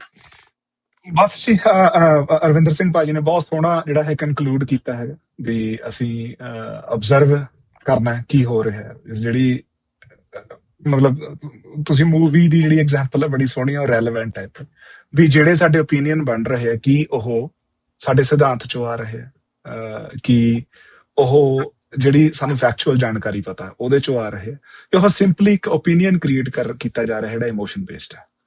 ਠੀਕ ਹੈ ਨਾ। ਸੋ ਸਾਨੂੰ ਇੰਟਰਨੈਟ ਦੇ ਉੱਤੇ ਬੜਾ ਸੌਖਾ ਲੱਗਣ ਲੱਗ ਜਾਂਦਾ ਵੀ ਯਾਰ 40, 50, 100 ਬੰਦੇ ਇਸ ਗੱਲ ਤੇ ਸਹਿਮਤ ਹੈ। ਇਹ ਸਹੀ ਗੱਲ ਹੈ, ਜਿਹੜੀ ਮੈਂ ਗੱਲ ਕਰ ਰਿਹਾ ਸ਼ਾਇਦ ਉਹ ਨਾ ਸਹੀ ਹੋਵੇ। ਰਾਜਕਰਨਵੀਰ ਸਿੰਘ, ਤੁਹਾਡੇ ਨਾਲ ਇਹ ਚੀਜ਼ ਜ਼ਿਆਦਾ ਹੁੰਦੀ ਹੋਣੀ ਕਿਉਂਕਿ ਤੁਸੀਂ ਪਬਲਿਕ ਡੋਮੇਨ ਦੇ ਵਿੱਚ ਵਿਚਰਦੇ ਹੋ। ਠੀਕ ਹੈ ਨਾ। ਵੀ ਕਈ ਵਾਰੀ ਪਤਾ ਹੁੰਦਾ ਵੀ ਇਹ ਗੱਲ ਪੂਰੀ ਸਹੀ ਆ, ਪਰ ਇੱਕ ਆਲੇ ਦੁਆਲੇ ਮਾਹੌਲ ਇਦਾਂ ਦਾ ਬਣਾਇਆ ਜਾਂਦਾ ਹੈ ਨਾ, ਉਹਦੇ ਵਿੱਚ ਇਹ ਗੱਲ ਜੱਜ ਕਰਨੀ ਬਹੁਤ ਔਖੀ ਹੋ ਜਾਂਦੀ ਕਈ ਵਾਰੀ ਵੀ ਜਿਹੜੇ ਉਹ 40, 50, 100 ਬੰਦੇ ਤੁਹਾਡੇ ਆਲੇ ਦੁਆਲੇ ਵੀ ਉਹ ਹੈਗੇ ਬੰਦੇ ਹੀ ਨੇ ਜਾਂ ਉਹ ਬੌਟ ਨੇ। ਬਿਲਕੁਲ ਠੀਕ ਹੈ। ਸੋ ਉਹਦੇ ਨਾਲ ਜਿਹੜਾ ਇਹ ਤੁਹਾਨੂੰ ਪਤਾ ਹੈ ਵੀ ਤੁਸੀਂ ਸਹੀ ਹੋ, ਪਰ ਫਿਰ ਵੀ ਤੁਹਾਨੂੰ ਇਹ ਮਹਿਸੂਸ ਕਰਨ ਲਾ ਦਿੱਤਾ ਜਾਣਾ ਵੀ ਤੁਸੀਂ ਯਾਰ ਸਹੀ ਨਹੀਂ ਹੋ, ਜਾਂ ਜਿਹੜਾ ਜ਼ਿਆਦਾ ਇੱਕ ਡੈਮੋਕ੍ਰੇਸੀ ਦਾ ਜਿਹੜਾ ਓਪੀਨੀਅਨ ਹੈ ਮੇ ਵੀ ਉਹ ਸਹੀ ਓਪੀਨੀਅਨ ਹੈ। ਇਹ ਬੜੀ ਦੇਖਣ ਵਾਲੀ ਗੱਲ ਹੈ। ਇਹਨੂੰ ਵਾਚ ਕਰਕੇ ਨਜਿੱਠਣਾ ਤਾਂ ਸ਼ਾਇਦ ਹਜੇ ਅਸੀਂ ਵੀ ਫਿਗਰ ਆਊਟ ਕਰ ਰਹੇ ਹਾਂ ਕਿਵੇਂ ਹੋਣਾ, ਤੇ ਮੈਨੂੰ ਲੱਗਦਾ ਐਜ਼ ਕਲੈਕਟਿਵਲੀ ਆਪਾਂ ਐਜ਼ ਅ ਕਮਿਊਨਿਟੀ, ਕਿਉਂਕਿ ਸਾਡੇ ਕੋਲੇ ਆਪਣੀਆਂ ਇੰਸਟੀਟਿਊਸ਼ਨਸ ਨਹੀਂ ਹੈਗੀਆਂ, ਸਾਡੇ ਕੋਲੇ ਆਪਣੀਆਂ ਉੱਦਾਂ ਦੀਆਂ ਟੈਕਨੋਲੋਜੀ ਕੰਪਨੀਜ਼ ਨਹੀਂ ਹੈਗੀਆਂ ਵੀ ਜਿਹਦੇ ਨਾਲ ਅਸੀਂ ਉਹ ਚੀਜ਼ ਫਿਗਰ ਆਊਟ ਕਰ ਸਕੀਏ। ਪਰ ਇਸ ਵੇਲੇ ਇਹਦਾ ਅਵੇਅਰ ਹੋਣਾ ਹੀ ਬੜੀ ਮੇਰੇ ਖਿਆਲ ਨਾਲ ਇੰਪੋਰਟੈਂਟ ਗੱਲ ਹੈ। ਮੈਂ ਗੁਰਜਸਪਾਲ ਲਾਸਟ ਚੀਜ਼ ਵਿੱਚ ਐਡ ਕਰਾਂਗਾ ਕਿ ਮੈਨੂੰ ਲੱਗਦਾ ਕਿ ਗੁਰੂ ਸਾਹਿਬ ਨੇ ਸਾਨੂੰ ਤਰੀਕਾ ਦਿੱਤਾ ਹੈ ਨਾ, ਗੁਰੂ ਸਾਹਿਬ ਨੇ ਸਾਨੂੰ ਤਰੀਕਾ ਸਤ ਸੰਗਤ ਦਾ ਦਿੱਤਾ। ਰਿਐਲਿਟੀ ਇਹ ਹੈ ਕਿ ਹਰੇਕ ਬੰਦਾ ਜਿਹੜਾ ਆਪਣੀ ਜਰਨੀ ਦਾ ਕੈਦੀ ਹੁੰਦਾ, ਆਪਣੇ ਐਕਸਪੀਰੀਅੰਸ ਦਾ ਕੈਦੀ ਹੁੰਦਾ, ਪਰ ਜਦੋਂ ਤੇ ਉਹਦੇ ਕੋਲ ਕੁਛ ਹੱਦ ਤੱਕ ਸੱਚ ਹੁੰਦਾ, ਕਈ ਚੀਜ਼ਾਂ ਦੇ ਬਾਰੇ ਉਹਦਾ ਸਿਰਫ ਓਪੀਨੀਅਨ ਹੁੰਦਾ, ਪਰ ਜਦੋਂ ਸਤ ਸੰਗਤ ਮਤਲਬ ਜਿਹਦੇ ਵਿੱਚ ਗੱਲ ਜਿਹੜੀ ਆ ਉਹ ਗੁਰੂ ਵੱਲ ਨੂੰ ਜਾ ਰਹੀ ਹੋਵੇ, ਉਹਦੇ 'ਚ ਜਾ ਕੇ ਬਹਿੰਦਾ ਆ, ਉਹਦੇ ਵਿੱਚ ਸ਼ੇਅਰ ਕਰਦਾ। ਸੋ ਸਾਰੇ ਜਦੋਂ ਛੋਟਾ ਹਿੱਸਾ ਪਾਉਂਦੇ ਆ ਤੇ ਫਿਜ਼ੀਕਲ ਐਕਸਪੀਰੀਅੰਸ ਦੇ ਵਿੱਚ, ਜਿਹਦੇ ਵਿੱਚ ਬਾਹਰ ਦੇ ਸਟਿਮੂਲਾਈ ਨਹੀਂ ਹੈਗੇ, ਜਿਹਦੇ ਵਿੱਚ ਇਹ ਨਹੀਂ ਹੈਗਾ ਕਿ ਹੁਣੇ ਕਿਸੇ ਸਿੱਖ ਦੇ ਉੱਤੇ ਗਰਾਊਂਡ ਤੇ ਅਟੈਕ ਦੀ ਫੋਟੋ ਆ ਗਈ, ਕਿਤੇ ਹੁਣੇ ਕਿਸੇ ਬੱਚੇ ਦੇ ਬਾਰੇ ਫੋਟੋ ਆ ਗਈ, ਹੁਣੇ ਇੱਥੇ ਕੋਈ ਕਿਸੇ ਫਿਲਮ ਦੀ ਆ ਗਈ। ਸੋ ਕੌਨਸਟੈਂਟ ਤੁਸੀਂ ਉਸ ਸਟਿਮੂਲਾਈ 'ਚ ਨਹੀਂ ਕੰਮ ਕਰ ਰਹੇ ਹੁੰਦੇ, ਤੁਸੀਂ ਸਟਿਮੂਲਾਈ ਤੋਂ ਬਾਹਰ ਜਿੱਥੇ ਸਿਰਫ ਰੱਬ ਦਾ ਨਾਂ, ਉੱਥੇ ਤੁਸੀਂ ਬਹਿ ਕੇ ਜਦੋਂ ਸੰਗਤ 'ਚ ਬਹਿੰਦੇ ਆ ਤੇ ਜਿਹੜਾ ਤੁਹਾਡੇ ਕੋਲ ਓਪੀਨੀਅਨ ਜਦੋਂ ਤੁਸੀਂ ਛੋਟਾ ਸ਼ੇਅਰ ਕਰਦੇ ਆ, ਤਾਂ ਮੈਨੂੰ ਲੱਗਦਾ ਵੀ ਉਹਦੇ ਵਿੱਚ ਜਿਹੜਾ ਤੁਹਾਡਾ ਕਲੈਕਟਿਵ ਅੰਡਰਸਟੈਂਡਿੰਗ ਬਣਦੀ ਆ, ਉਹ ਮੈਨੂੰ ਲੱਗਦਾ ਵੀ ਕਾਫੀ ਹੱਦ ਤੱਕ ਰਿਐਲਿਟੀ ਦੇ ਨੇੜੇ ਹੁੰਦੀ ਆ। ਤੇ ਸਿੱਖਾਂ ਦਾ ਤਰੀਕਾ ਮੈਨੂੰ ਲੱਗਦਾ ਸਦਾ ਹੀ ਇਹ ਰਿਹਾ, ਸਿੱਖ ਸਦਾ ਹੀ ਇਸ ਹਿਸਾਬ ਦੇ ਨਾਲ, ਭਾਵੇਂ ਉਹ 18ਵੀਂ ਸਦੀ ਸੀਗੇ ਜਦੋਂ ਬਿਲਕੁਲ ਹੀ ਬਿਲਾਂ 'ਚ ਆ ਕੇ ਬੈਠੇ ਹੋਏ ਸੀਗੇ, ਜਿਹੜਾ ਸੰਗਤ 'ਚ ਬਹਿਣਾ, ਗੁਰੂ ਦੀ ਹਜ਼ੂਰੀ 'ਚ ਬਹਿਣਾ, ਗੁਰੂ ਦੀ ਬਾਣੀ ਦੇ ਥੱਲੇ ਬਹਿਣਾ, ਤੇ ਫਿਰ ਉਹਦੇ ਵਿੱਚ ਬਹਿ ਕੇ, ਉਸ এনवायरमेंट ਦੇ ਵਿੱਚ ਬਹਿ ਕੇ ਜਿਹੜੇ ਲੋਕ ਉਦਾਂ ਦੀ ਗੱਲ ਕਰਦੇ ਹੋਣ, ਉਹਦੇ ਵਿੱਚ ਨਿੱਕੀ ਗੱਲ ਸ਼ੇਅਰ ਕਰਨੀ ਤੇ ਉਹਨੂੰ ਉਸ ਪੱਖ ਤੋਂ ਐਨਾਲਾਈਜ਼ ਕਰਨਾ ਕਿ ਸਾਡੇ ਪੁਰਖੇ ਕਿਵੇਂ ਸੋਚਦੇ ਸੀਗੇ, ਇਸ ਚੀਜ਼ ਨੂੰ ਕਿਵੇਂ ਸੋਚਦੇ। ਮੈਨੂੰ ਲੱਗਦਾ ਉਹਦੇ ਵਿੱਚ ਕੁਛ ਹੱਦ ਤੱਕ ਟਰੁੱਥ ਜਿਹੜਾ ਤੁਹਾਨੂੰ ਦੇਖਣ ਲੱਗ ਪੈਂਦਾ। ਜਾਂਦੇ ਮੈਂ ਇਹੀ ਕਹਿਣਾ ਚਾਹੀਦਾ, ਜਿੱਦਾਂ ਪਹਿਲਾਂ ਭਾਈ ਨੇ ਗੱਲ ਕੀਤੀ ਨਾ ਵੀ ਹੁਣ ਟਰਾਈ ਤੁਹਾਡੀ ਇਹ ਕਹਿ ਰਹੇ ਕਈ ਕੀਤੀ ਜਾ ਰਹੀ ਆ, ਹੋ ਰਹੀ ਆ ਕਿ ਜਿਹੜਾ ਤੁਹਾਡਾ ਆਪਣਾ ਵੇ ਆਫ ਲਿਵਿੰਗ ਆ ਉਹ ਗਲਤ ਆ। ਉਹ ਇੱਕ ਓਪੀਨੀਅਨ ਤੁਹਾਡਾ ਸਾਰਿਆਂ ਦਾ ਕਨਫਰਮ ਕਰਨ ਦੀ ਕੋਸ਼ਿਸ਼ ਕੀਤੀ ਜਾ ਰਹੀ ਆ। ਤੁਹਾਨੂੰ ਏਦਾਂ ਤੁਹਾਡੇ ਆਪਣੇ ਹੀ ਆਲੇ ਦੁਆਲੇ ਵਾਲੇ ਕਹਿ ਰਹੇ ਵੀ ਨਹੀਂ, ਤੁਸੀਂ ਇੱਕ ਮਾਡਲ ਮਾਈਨੋਰਿਟੀ ਦੇ ਤੌਰ ਦੇ ਉੱਤੇ ਰਹਿਣਾ ਆ। ਲਾਈਕ ਏਦਾਂ ਹੁੰਦਾ ਨਹੀਂ ਆ ਚੀਜ਼ਾਂ, ਇਨਸਾਨ ਆ, ਉਹਨੇ ਆਪਣੀ ਜਿਹੜੀ ਉਹ ਕਈ ਹਰ ਇੱਕ ਜਾਣੇ, ਸਾਰੀ ਕਮਿਊਨਿਟੀ ਦੇ ਵਿੱਚ ਸਾਰੇ ਜਾਣੇ ਚੰਗੇ ਨਹੀਂ ਹੁੰਦੇ, ਸਾਰੇ ਜਾਣੇ ਮਾੜੇ ਨਹੀਂ ਹੁੰਦੇ। ਸੋ ਤੁਸੀਂ ਆਪਣੀ ਵੇ ਆਫ ਲਿਵਿੰਗ ਨੂੰ ਦੂਜਿਆਂ ਦੇ ਹਿਸਾਬ ਦੇ ਨਾਲ ਉਦਾਂ ਜਿਹੜਾ ਉਹ ਪ੍ਰੈਜ਼ੈਂਟ ਕਰੋ ਤੇ ਆਪਣੀ ਛੱਡ ਦਿਓ, ਦੈਟਸ ਰੋਂਗ। ਉਹ ਚੀਜ਼ ਨੂੰ ਥੋੜਾ ਜਿਹਾ ਉਤੋਂ ਜਿਹੜਾ ਉਹ ਬਚੋ, ਸਿਧਾਂਤ ਨੂੰ ਮੋਹਰੇ ਰੱਖ ਕੇ, ਆਪਣੀ ਜਿਹੜੀ ਵੇ ਆਫ ਲਿਵਿੰਗ ਨੂੰ ਮੋਹਰੇ ਰੱਖ ਕੇ ਉਹ ਜਿਹੜਾ ਉਹ ਚੱਲੋ। ਤੁਹਾਨੂੰ ਉਹ ਚੀਜ਼ਾਂ ਦਾ ਮੈਟਰ ਨਹੀਂ ਹੋਣਾ ਚਾਹੀਦਾ। ਬਟ ਬਿਕੋਜ਼ ਆਪਾਂ ਅਜਿਹੇ ਯੁੱਗ ਦੇ ਵਿੱਚ, ਅਜਿਹੀ ਟੈਕਨੋਲੋਜੀ ਦੇ ਯੁੱਗ 'ਚ ਆ ਜਿੱਥੇ ਓਪੀਨੀਅਨ ਇੰਨੀ ਤੇਜ਼ੀ ਦੇ ਨਾਲ ਸ਼ੇਪ ਹੁੰਦੇ ਆ, ਇੰਨੀ ਤੇਜ਼ੀ ਦੇ ਨਾਲ ਬਣ ਜਾਂਦੇ ਆ, ਤੁਹਾਨੂੰ ਆਪਣਾ ਸਹੀ ਕੰਮ ਵੀ ਗਲਤ ਲੱਗਣ ਲੱਗ ਜਾਂਦਾ ਆ।